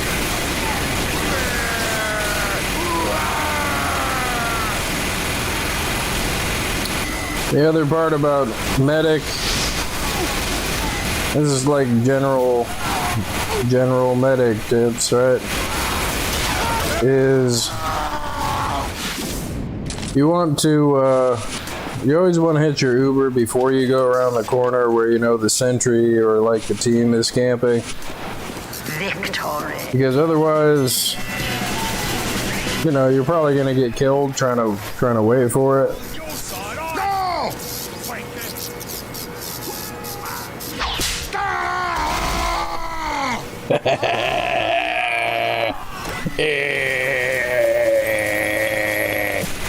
Heavy has tiny bird hair! Never speak of this! You're soon tied! And the other thing about medic is when you're trying to take out a sentry, run before your Uber target, because the sentry will always shoot the target that is closest. So if you're between your Uber target and the sentry is going to shoot you and allow your Uber target to be able to get close enough to you know, to shoot the sentry. Thanks for the aid!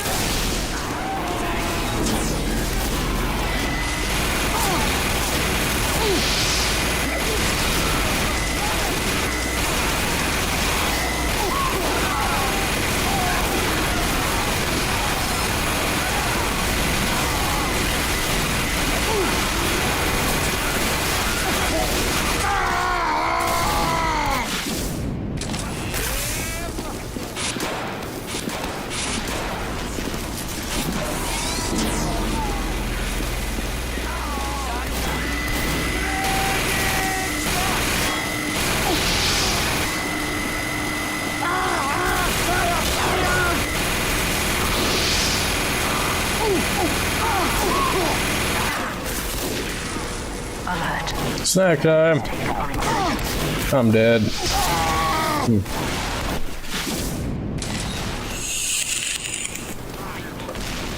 The enemy has dropped our intel.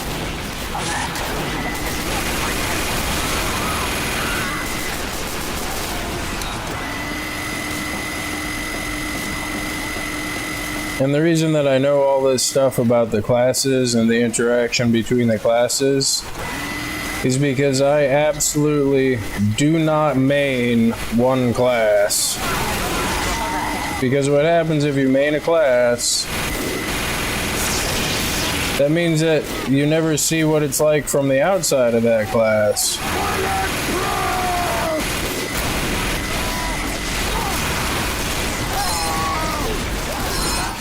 Like the two best examples is you can be a really good spy and only ever play spy. The enemy has dropped. But you won't be a great spy unless you have some experience playing engineer. The second, and probably the best example of playing a class is medic. Secured our intelligence. People that have never played medic before, from the perspective of the medic, really don't have any idea how long it takes to heal a really beat up heavy. So what ends up happening is everybody thinks that they know what everybody else thinks and just repeats what they think everybody else thinks, which is the medic is the team healer. They aren't. The medic's job is to heal people to charge the medic's Uber. They can heal people, but they don't heal fast enough to heal the entire front line of people. So you get people that think that they can, and then they end up dying because the thing that person should have done is probably ran around the corner to the dispenser, because the dispenser is the team healer. Because the dispenser can heal more than one person at a time.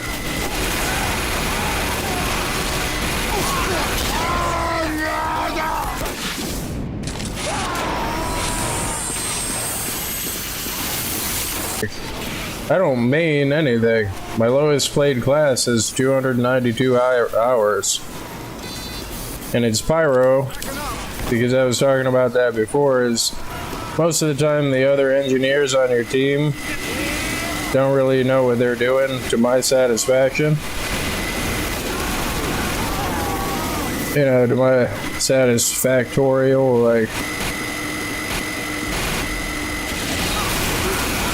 like they build in like spots that aren't like the best spots to build in, or like they'll go mini sentry NG when they probably shouldn't.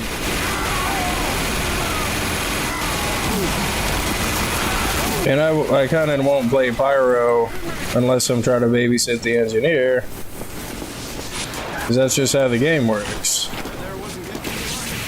And the other reason Pyro is my least played class is because most of the time on a payload match, which is my favorite thing to play, you either need an engineer, either on both the red team or the blue team,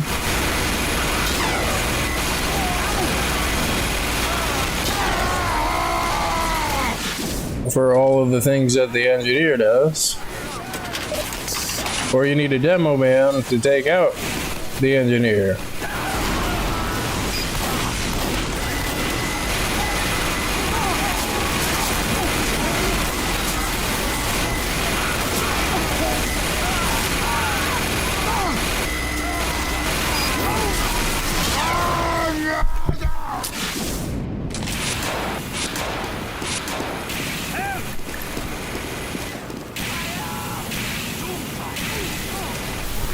I only know classes for their stereotypes. I mean, I'm not sure how you came to that conclusion.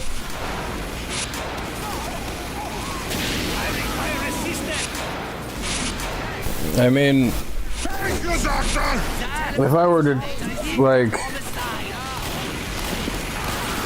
I guess the best way to approach your assumption that I know them only for their stereotypes is there's a thing called game mechanics,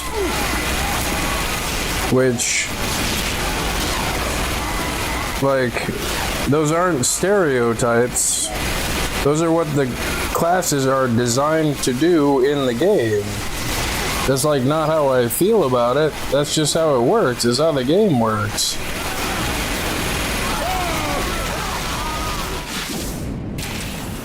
And what that means is, since that's the way that the game is supposed to be played, if you're not doing it like that, you're kind of doing it wrong. We have taken the enemy intelligence.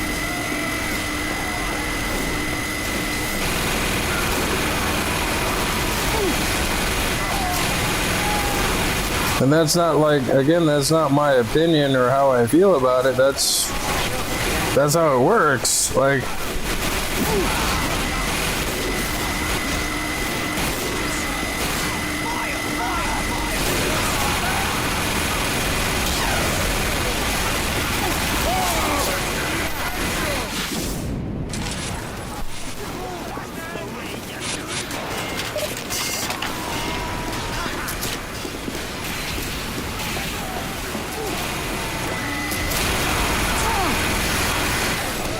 That was a nice attempt at a bunny hop in the vents.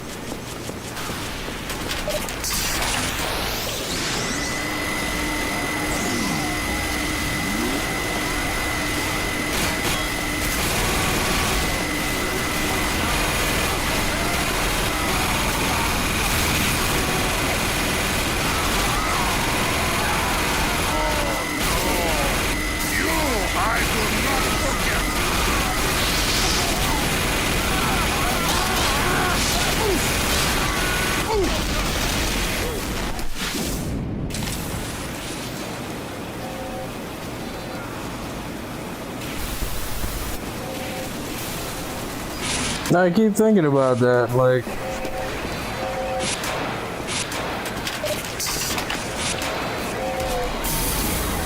I mean, what is the other thing that you could mean, like, that you're talking about, like, what other thing is our classes supposed to do other than what they're designed to do by the game? Because I can't figure that out, like.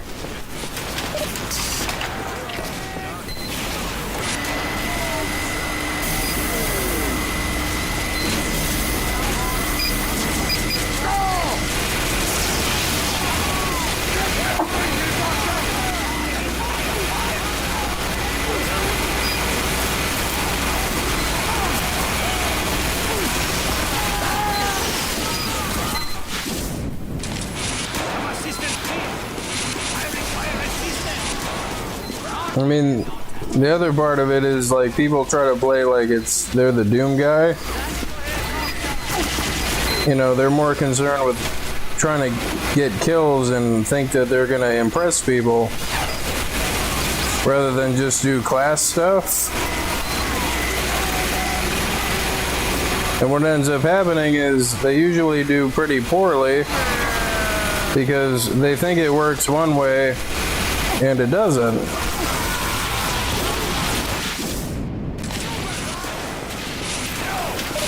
I mean, that's what game mechanics work. It's like, it's not how a person feels like it should work, that is how it does work.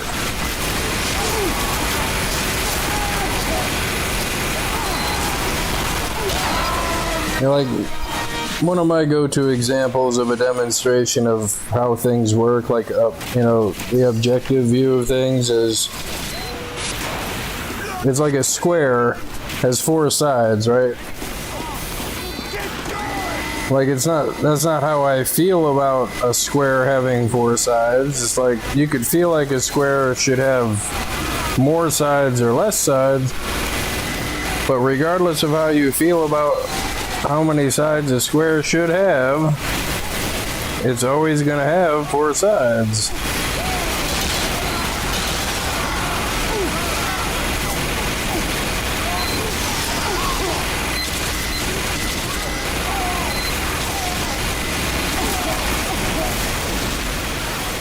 And that's just how it works. Like,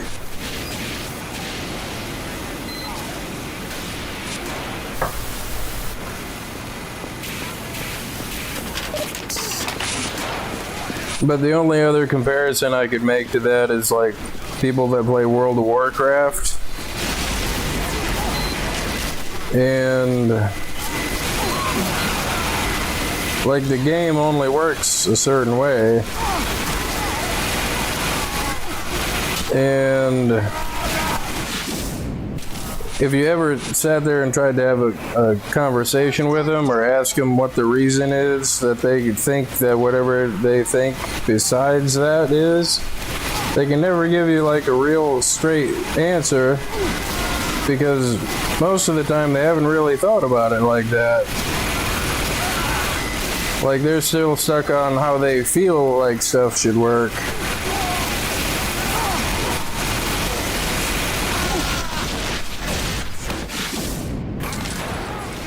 We have taken the And then rather than like once they get to the realization that they don't really have an answer to give you, then they usually get mad at you and try to start insulting you, and it's like you can insult me all day, it's still gonna have four sides, dude.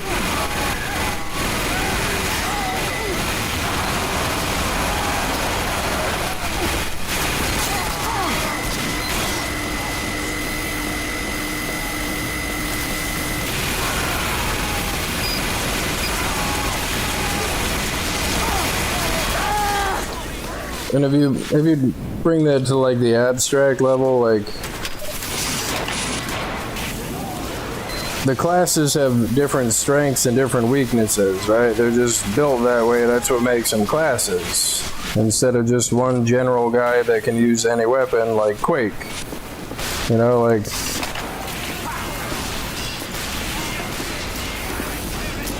The enemy intelligence returned to their base. like the classes themselves have particular strengths and particular weaknesses that make them that particular class. So if you play toward the strengths class the way that it's designed to be played, you're going to have an easier time than if you don't.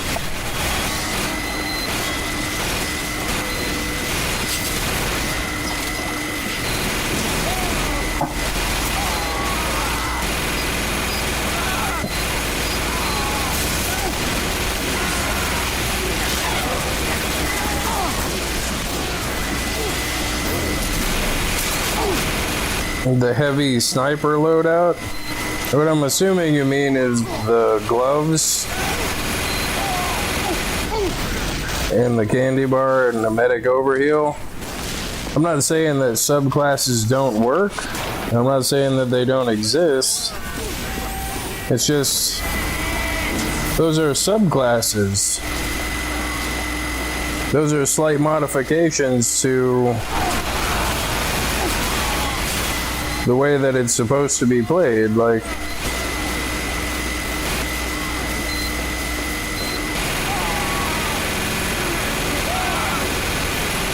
but again, all that is really doing, he died with 99.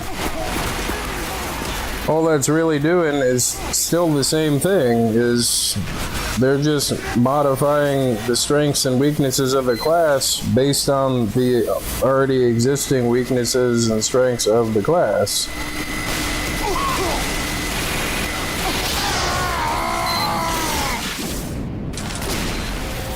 So those aren't stereotypes. It's like, I'm not trying to make you feel bad or hurt your feelings or anything. I'm trying to teach you is that's not what the word stereotypes mean.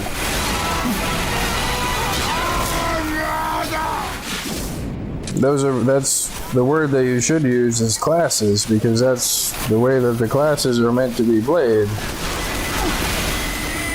Like the other, I mean, it's kind of its own subclass in the sense of playing against the way that the demo man is supposed to be played, but Demo Man is supposed to be defense. What you're supposed to do with the Demo Man, as per the design of the game, is you're supposed to find a corner, like right here, you put stickies here, or a doorway or something, and then wait for people to come through the door, and blow up the stickies when they run through the door. That's what you're supposed to do with the Demo Man as per the game.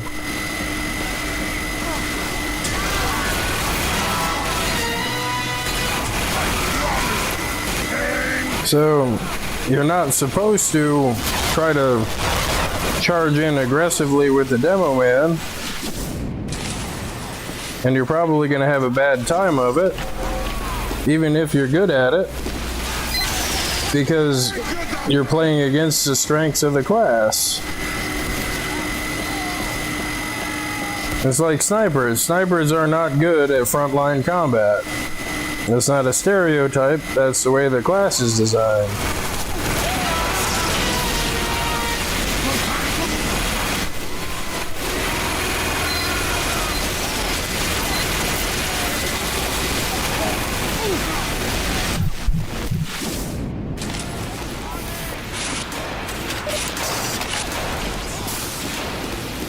But again, I'm not trying to be mean or hurt feelings or, kind of trying to make it into a teachable moment. Like,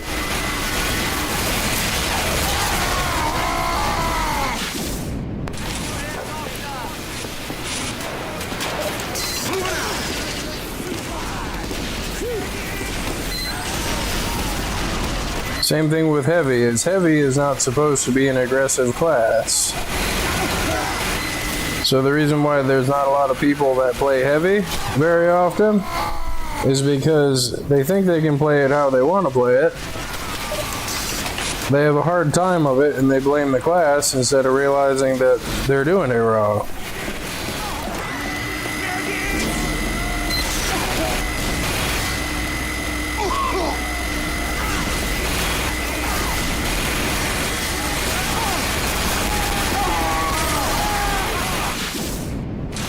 I mean, it's possible to do it the hard way, but it doesn't change the fact that you're doing it the hard way. And we're talking about likelihoods and probabilities of things happening. It's just real unlikely that you're going to be able to go like bow sniper or Jarate sniper with the bushwhacker and charge the other team and take out a whole bunch of them the same way that a heavy is going to.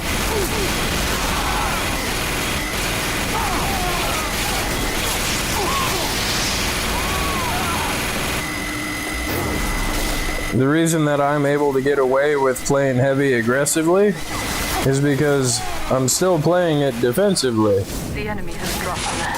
The enemy has dropped. Like, I'll give you an example. Is like full-on aggression would be just jumping out in the open and just trying to shoot everybody, which sometimes they have to do that because they're not right next to the door. But if I know that there's a bunch of people grouped up right here, most of the time I'll try to bait them to run out right in front of my gun, so I'm right close to them. And if you use the map geometry to your advantage, you can force a defensive offense, if that makes any sense. Like, you can gain ground offensively, but still play to the heavy strengths.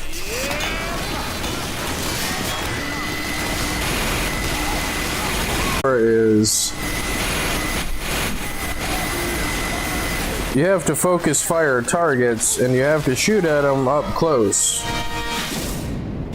So like if there's 5 different people to shoot from, you want to pick just the one person and keep shooting them until they're dead.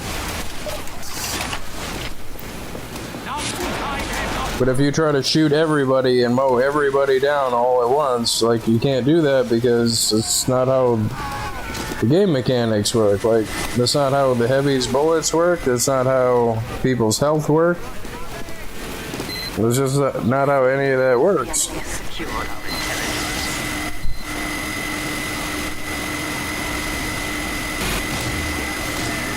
Oh, the sniper heavy, like, what, you mean the Tomislav?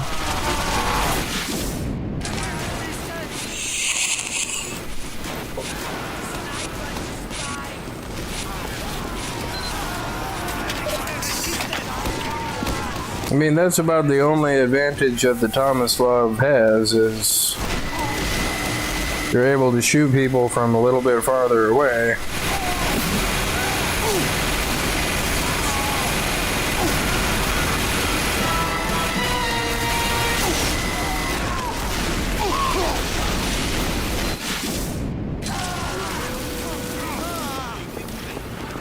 But the funny part about that is it's kind of debatable that the regular minigun or even the Brass Beast can do the same thing as the Tomislav can at range, just through the faster rate of fire.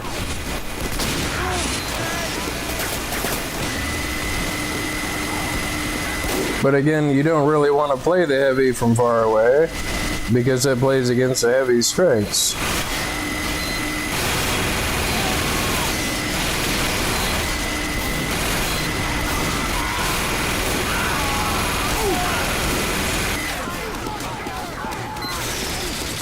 And now we got Vent Team 6 here. This is another example of general game mechanics.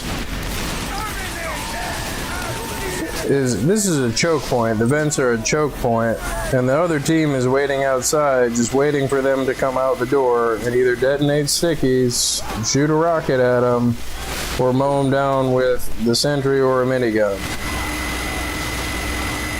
And with as much effort as these guys are putting into getting out the vents, if they just ran out this door, they could come up behind the people that are on the stairs on the vents and take them out. Alert. The enemy has taken our intelligence. Look at them. Look at their name tags. The enemy has dropped our intelligence. And they're like, they're not achieving the thing that they're trying to achieve. Like, the other thing that ends up happening is if you play soldier or demo man in the vents, your projectiles end up bouncing off your own teammates because there's so many people jammed in there.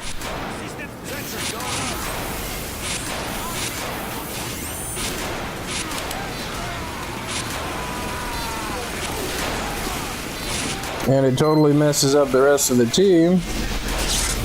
You are a great doctor! Because you have all that DPS being wasted in the vents.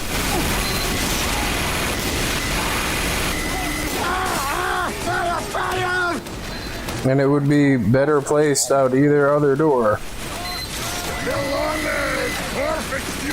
The reason for that is the easiest way to counter the enemy team getting in the vents is you put stickies there and wait for them to run around the corner.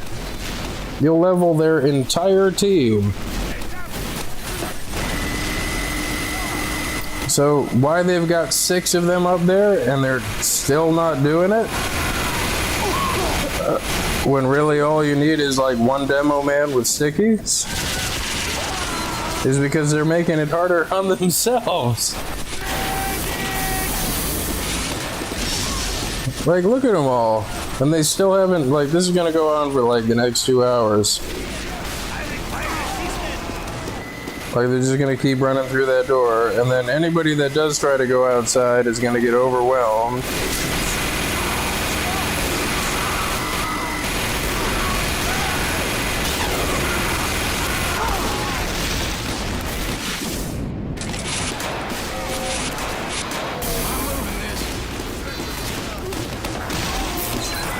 And I mean, it is a team-based game.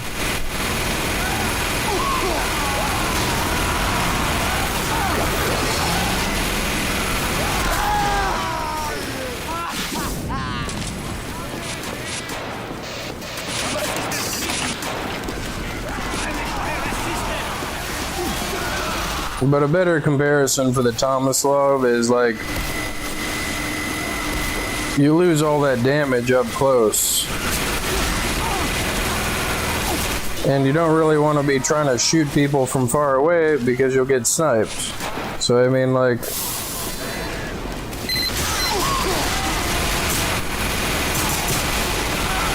so it's kind of like one of those things that seems like it would be a good idea, but it really isn't.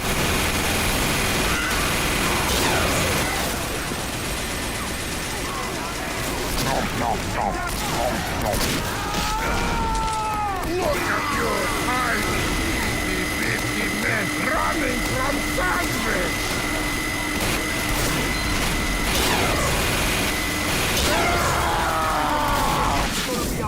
I mean, community servers are public servers.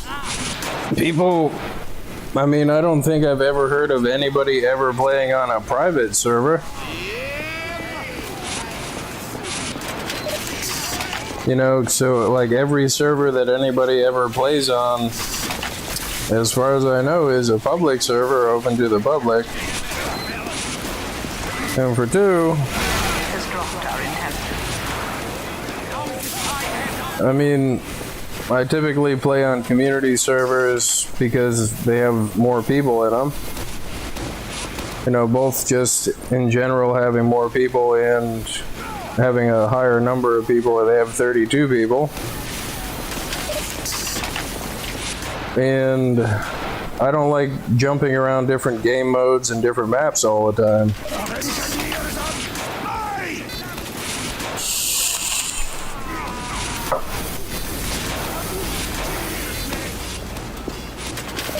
I mean, I don't really like to play casual mode. And I mean, this isn't me being mean, but the word that you're searching for is an observation. You're observing me doing a thing. It's not like that means anything other than the thing that you're watching me do. So it's not like an accident that I pick one server and stay in a server until it dies. That's entirely on purpose.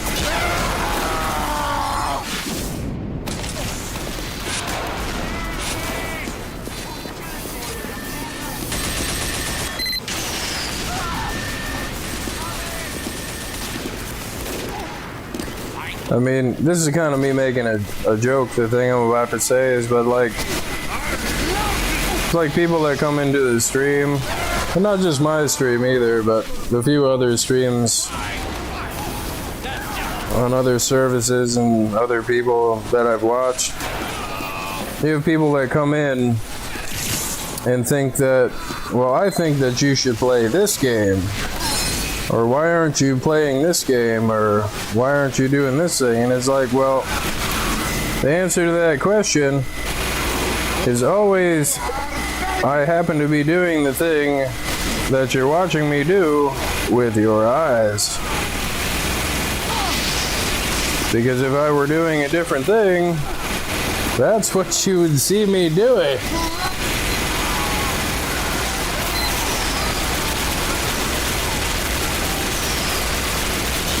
See how the medic didn't run between me and the sentry? If he had, the sentry would have went down a lot faster. Because the way that the heavy's miniguns work is from a distance. You see how the bullets are going within the circle and they're more spread out? But watch as I get closer. The closer I get, every single one of those bullets is hitting right there in this small circle here instead of this big circle here. And what that means is you want to be closer. I was trying to heal you and you made it like you screwed it up, soldier. Thank you! What that means is if you're wondering why I'm able to just drop people, We have taken the enemy intel. is because I try to shoot the person that's closest to me on top of focus firing them until they die. And then as soon as they die and I see their body turn into a ragdoll, that's when I pick the next closest target to me. Because again, like this, the bullets all get focused into one spot. So the closer that you are, the more damage you're going to do because the more bullets are hitting them. Instead of like going over their shoulder or off to the side or something. Which comes back to, you always want to play the heavy defensively even if you're playing them offensively. Like, if there's somebody right here and they run around this corner, they're going to get drilled with all those bullets point blank until they die.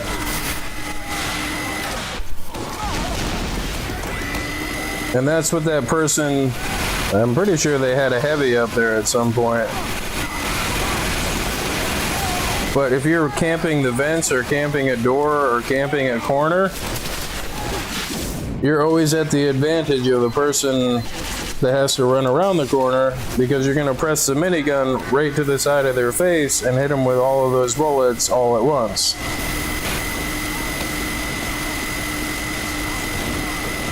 And like I was saying before, that's not a stereotype. That's how the game mechanics work. That's how you're supposed to do it.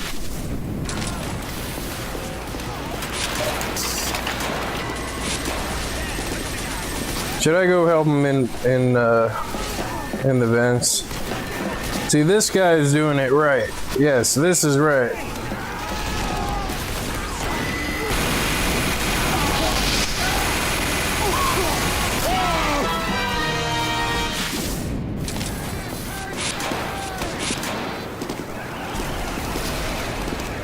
And just like I said, if you try to play aggressively, you run around the corner into a bunch of people. But if I like camped like right here, and the person that ran in the doorway, they just get drilled until they die. Like, oh, that's not good.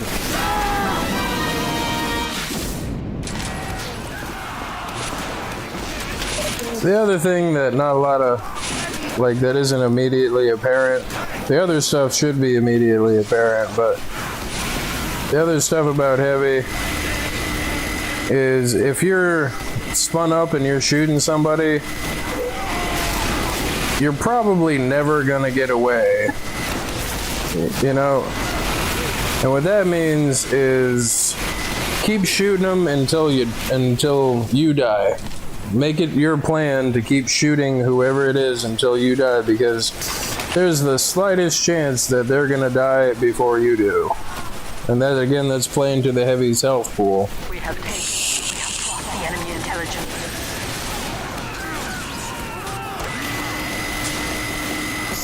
Well, it's more than that they just stay in the circle.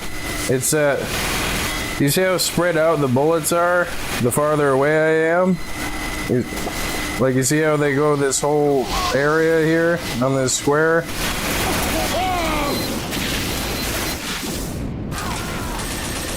Like, if the target I'm shooting at is this thing and you shoot over here, about half of the bullets are gonna miss. Right? But as you get closer, every single bullet hits, is what I'm saying. So you're not increasing the heavy's damage, you're just making the damage that he already does be more effective. Is why you want to be closer as the heavy.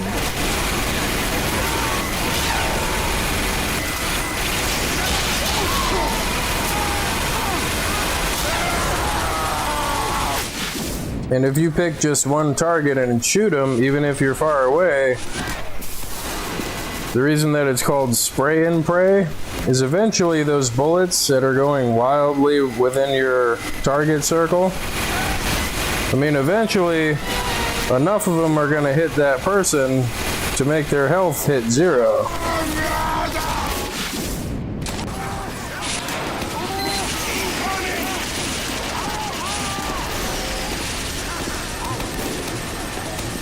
I mean, at the distance, the minigun is pretty much a constant shotgun.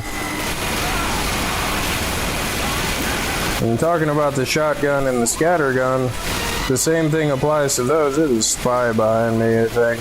Oh, there he is.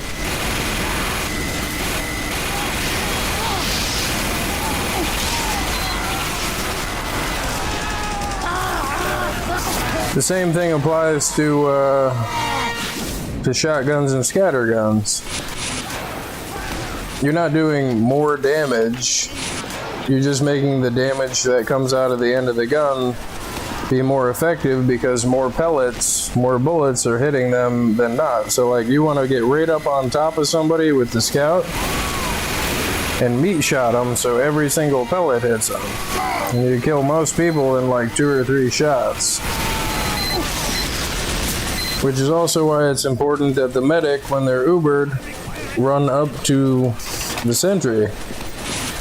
So that way you can get closer and do more damage because of the same principle. And the nice part about talking about game mechanics and like, you know, the fact that they don't change and the fact that I'm not just making stuff up because I feel like it, is you can try this stuff that I'm talking about and it would work the same for you as it works for me, as it works for anybody else in the game.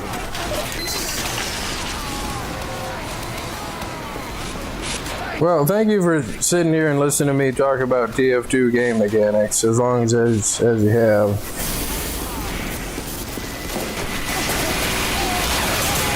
But again, I'm not trying to hurt feelings. It's not how I feel about it. That's just how it works. And if you go in and you try any of the things that I'm talking about, it will work for you too.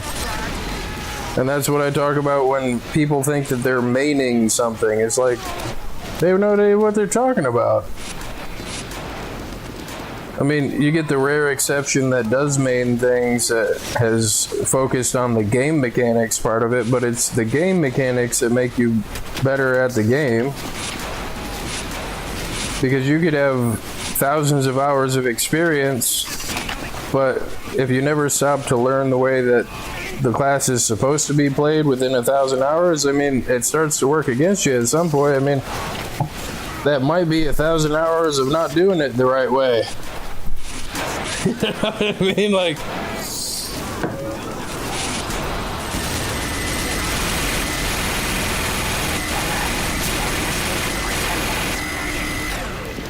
because it doesn't just have to be a lot of experience, it's got to be the right kind of experience. See, I almost wasted him.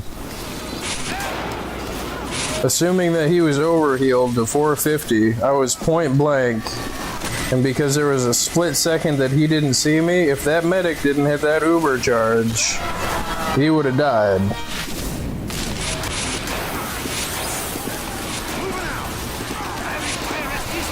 Because I didn't see him and then shoot him a little bit and then try to run away. I was committed to standing there and shooting him until I died. The enemy has taken our intelligence. The enemy has dropped our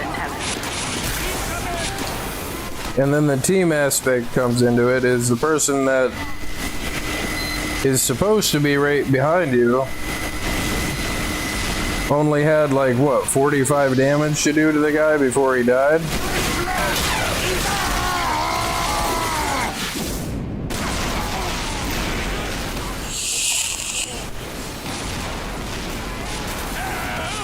I feel like a freaking TF2 infomercial. And it can work for you too. For only 19 small payments at $19.95.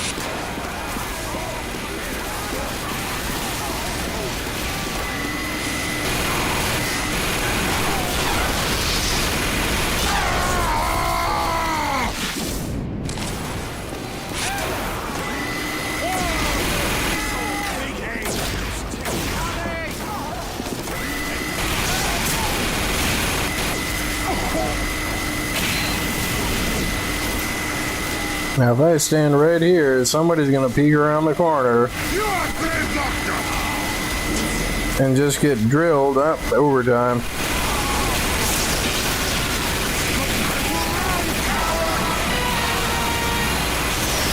And this medic is still not running between me and the sentry. I gotta say something.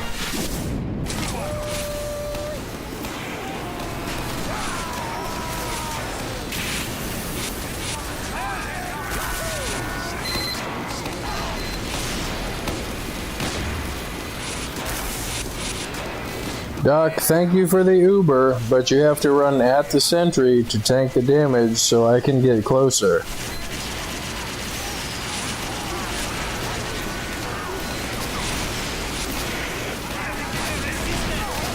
The sentry will always shoot the closest target.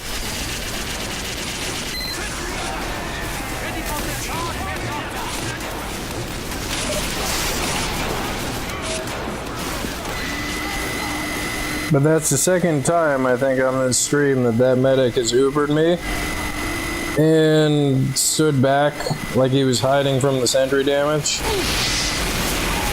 which isn't doing anything but wasting his Uber. Whereas if he had ran between me and the sentry, I would have closed the ground, and like I was showing you with the bullets, the closer you get, the more damage is going into that gun, and from as far away as that gun was,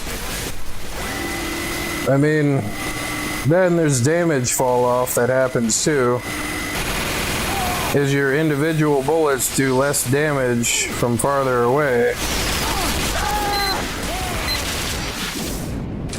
Which I think that's the other potential advantage. I'd have to check, because I've kind of forgotten that about the Tomislav. So I think there's less damage fall off for the Tomislav bullets.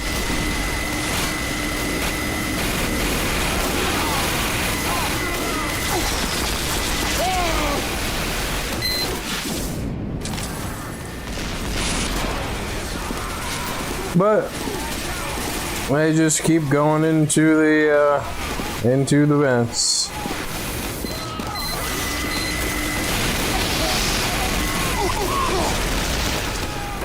And the reason why I sound like someone ran over my puppy is because that's how it feels. It's like, hey, oh, look, there they go again.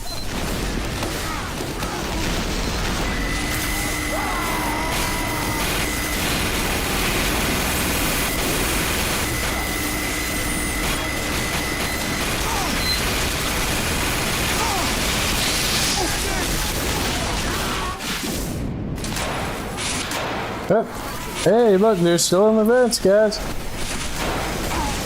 Look at their health bar. Look at just how good they are at dying in the vents. That's pretty good.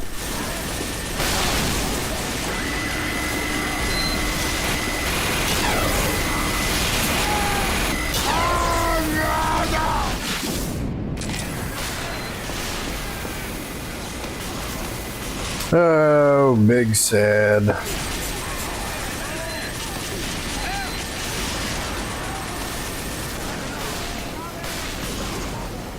Yeah, maybe I can sticky jump out across over to the stairs. 'Cause they don't have anybody really watching this door besides the sniper. They're gonna get me.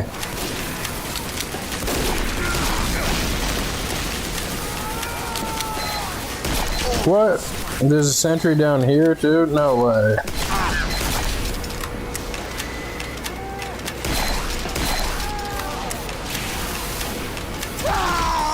And there's a sniper.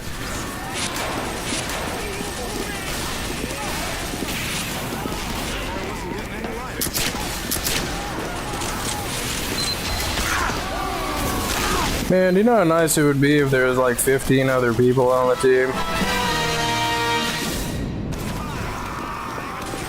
Instead of like, 12 people in the vents the whole time.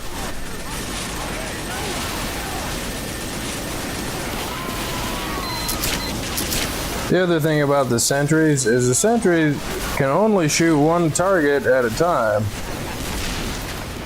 We have taken the enemy intelligence. So what that means is, if you have a bunch of people that run out, We have lost the enemy intelligence. for a very brief moment, they're only going to be able to shoot just the one person.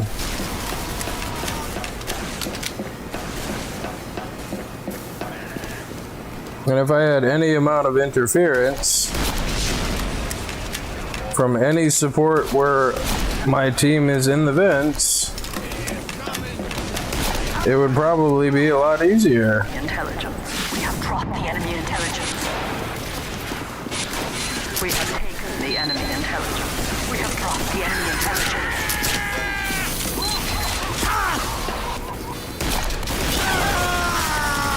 See, like, I can't even get a full 3 clips off of just holding the button down before the sniper takes me out. Like,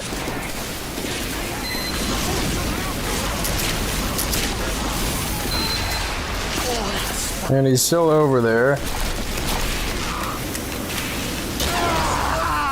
What? I could have swore he jumped off, dude.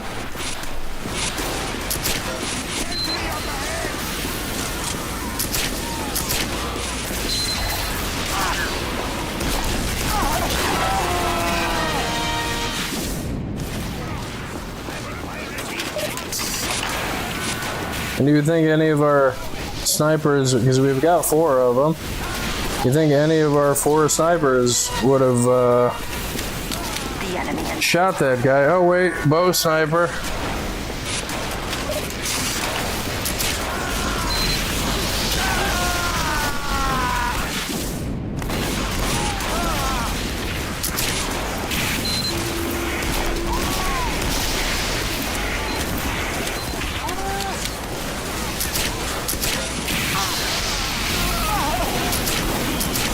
And now they've got somebody guarding the door.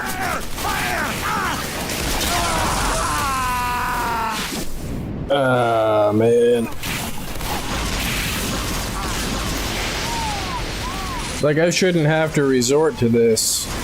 My team should just stop going in the vents.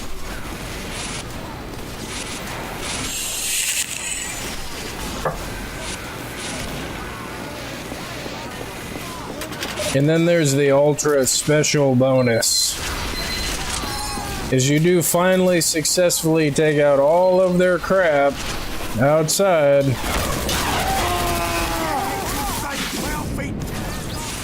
And then your team still doesn't leave the base.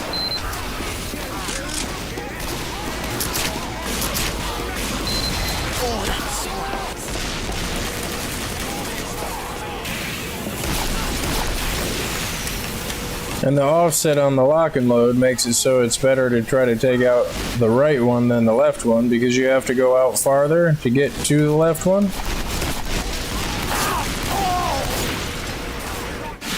Which puts me at a disadvantage of trying to get out the door to shoot the guns that are on the left side. And dead.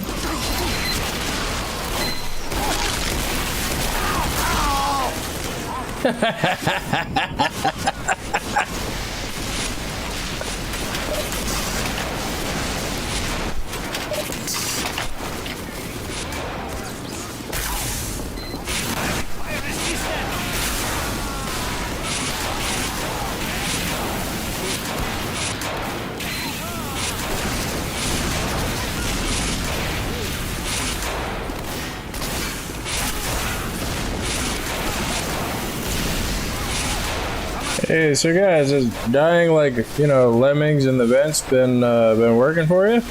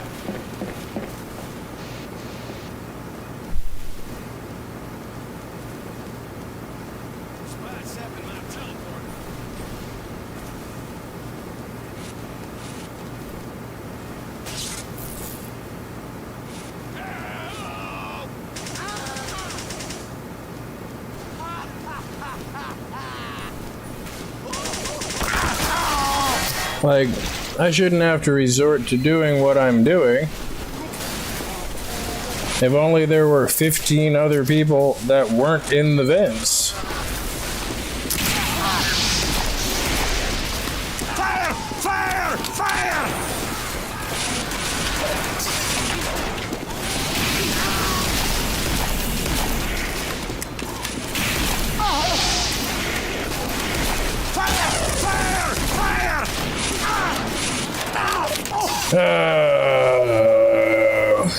Screen full of fire.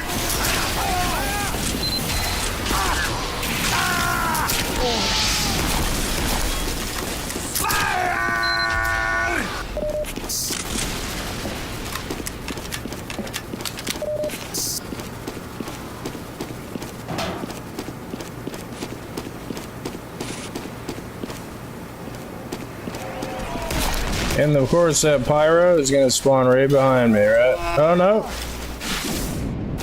Sniper had to come get me.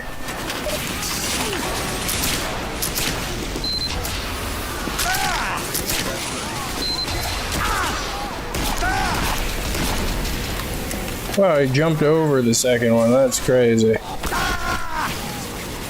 I just realized I have the pain drain on.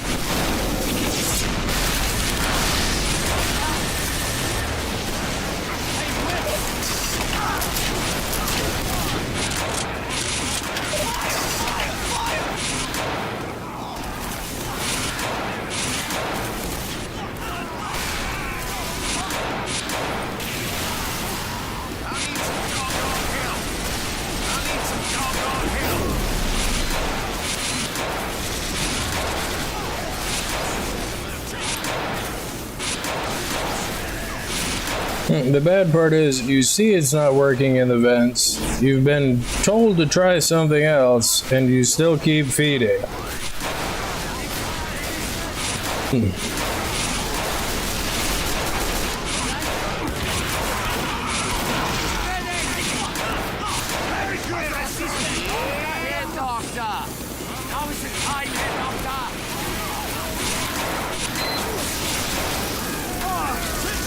The worst part is, even if I get out and take out all the stuff, you still won't leave the base afterward.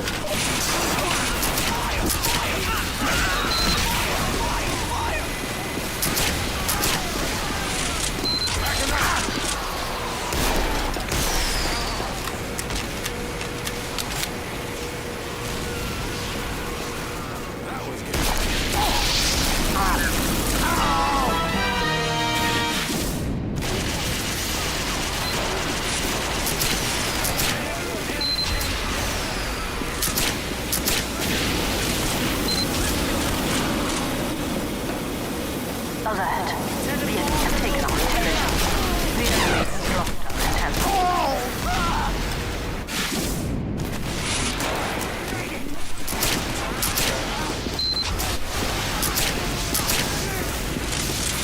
intelligence. Alert. The enemy has taken our intelligence. The enemy has dropped our intelligence. And he moved it. Plus I was like a few pixels too high and it hit the wall.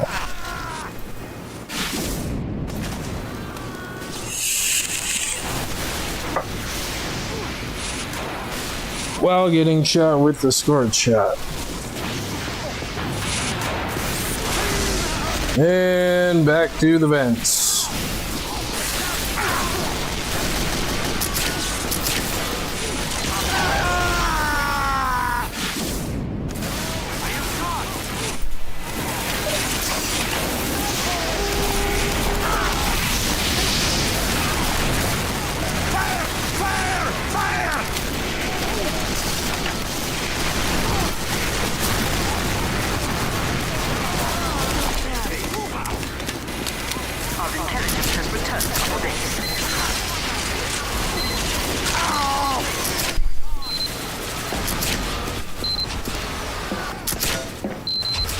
And headshot. I guess he hasn't made it over here. He's probably going up this way to try to get me up here.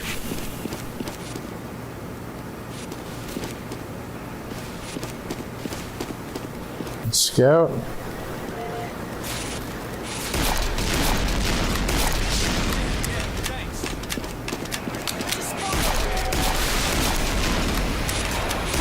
Oblivious soldier.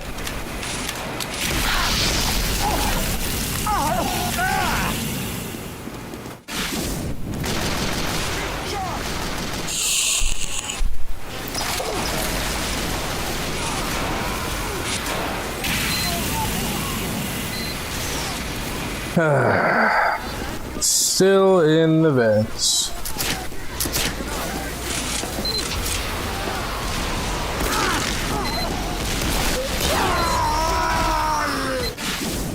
Yeah, good, he got. Good.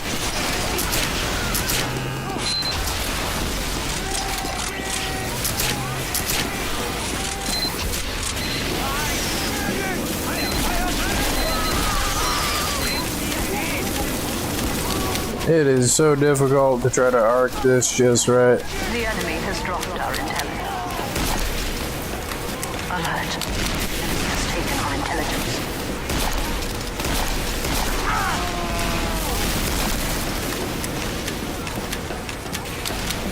The enemy has dropped our intelligence.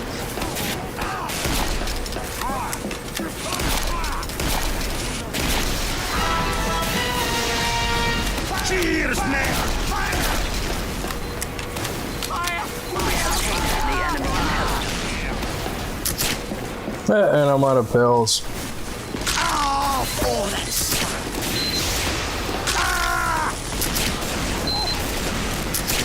We have dropped the enemy intelligence.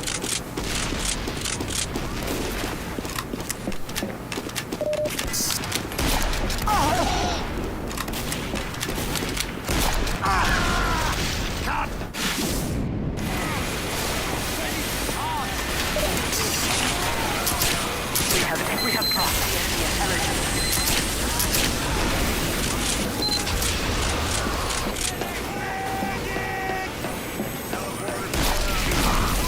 Our intelligence has returned to our They're going to bury what's left of you in a soup can! the enemy intelligence. We have dropped the enemy intelligence. Alert. The enemy have taken our intelligence. The enemy has dropped our intelligence. And all of the stuff is down, and you guys still won't leave the base. We have dropped the enemy intelligence.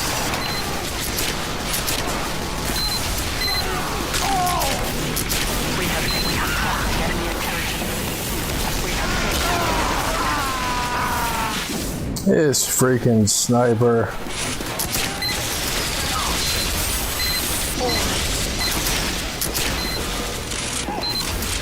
Alert.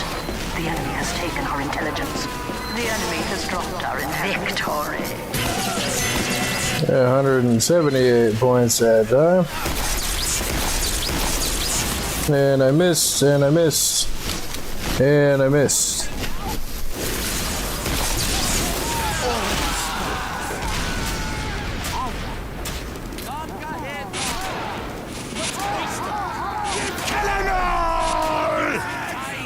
You can see his teeth. Yeah, you. Oop. Medic is spy! Looked like the AFK bot didn't like being called a spy.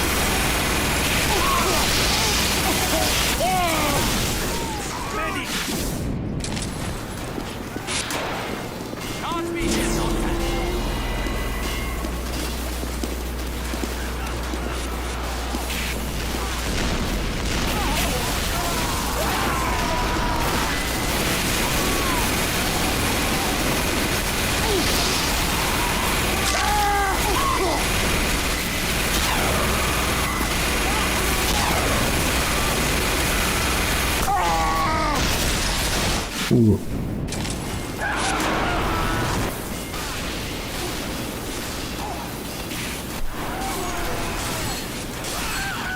Demo man, bye. This thing ain't on autopilot, son. Yeah, the other thing is, I'm not saying get out of the vents because I feel like that's what you should do.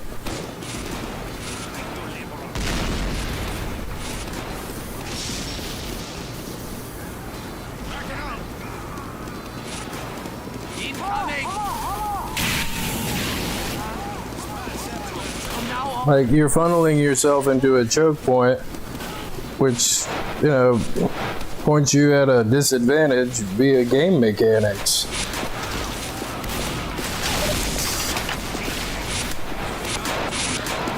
Like, that's not how I feel about it, that's just the way it works.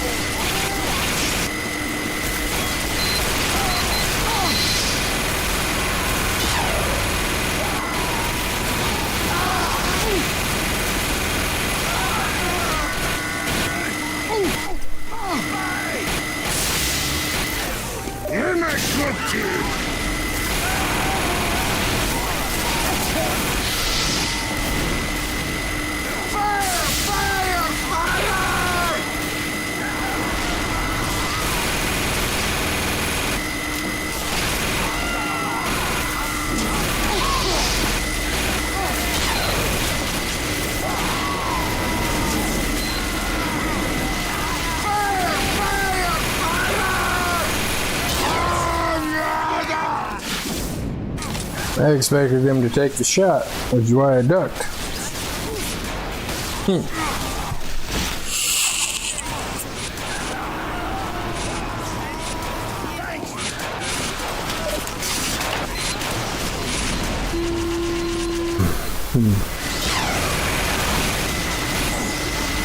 Ahead, the enemy has taken our intelligence.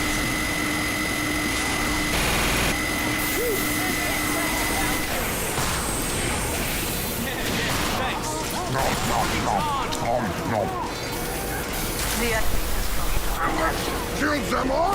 Good idea!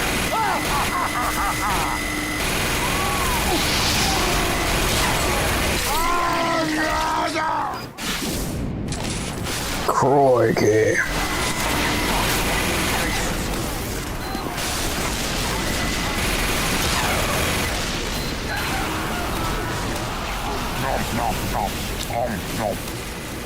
Thank you! That was delicious!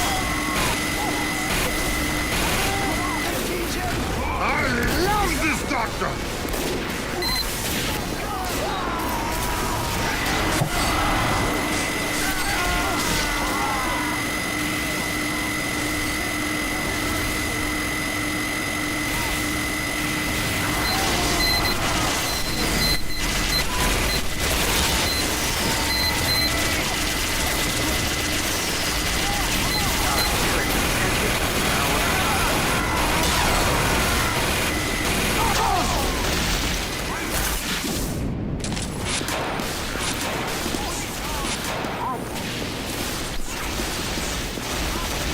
The enemy intelligence will return to their base.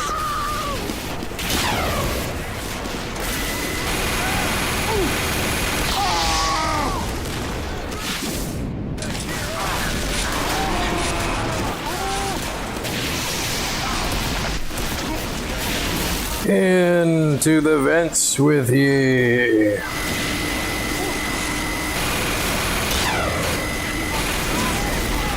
Go, go, go!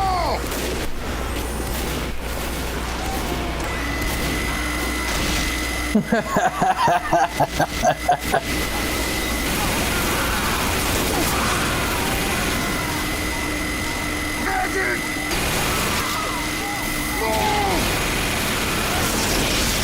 Now is coward killing time!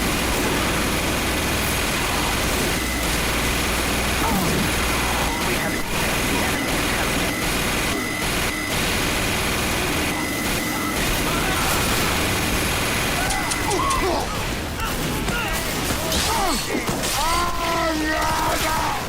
Bullet.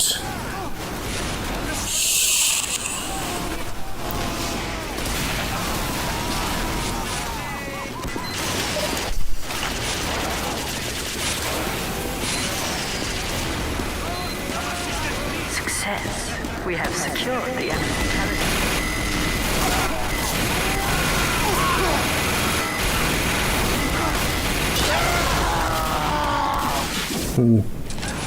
No, I think I'm gonna call it a stream here. I mean, this has been going for 2+ hours. It wasn't a bad stream. I mean, I did manage to top score every time, but I mean, that doesn't really mean anything. But thank you for watching, and thank you for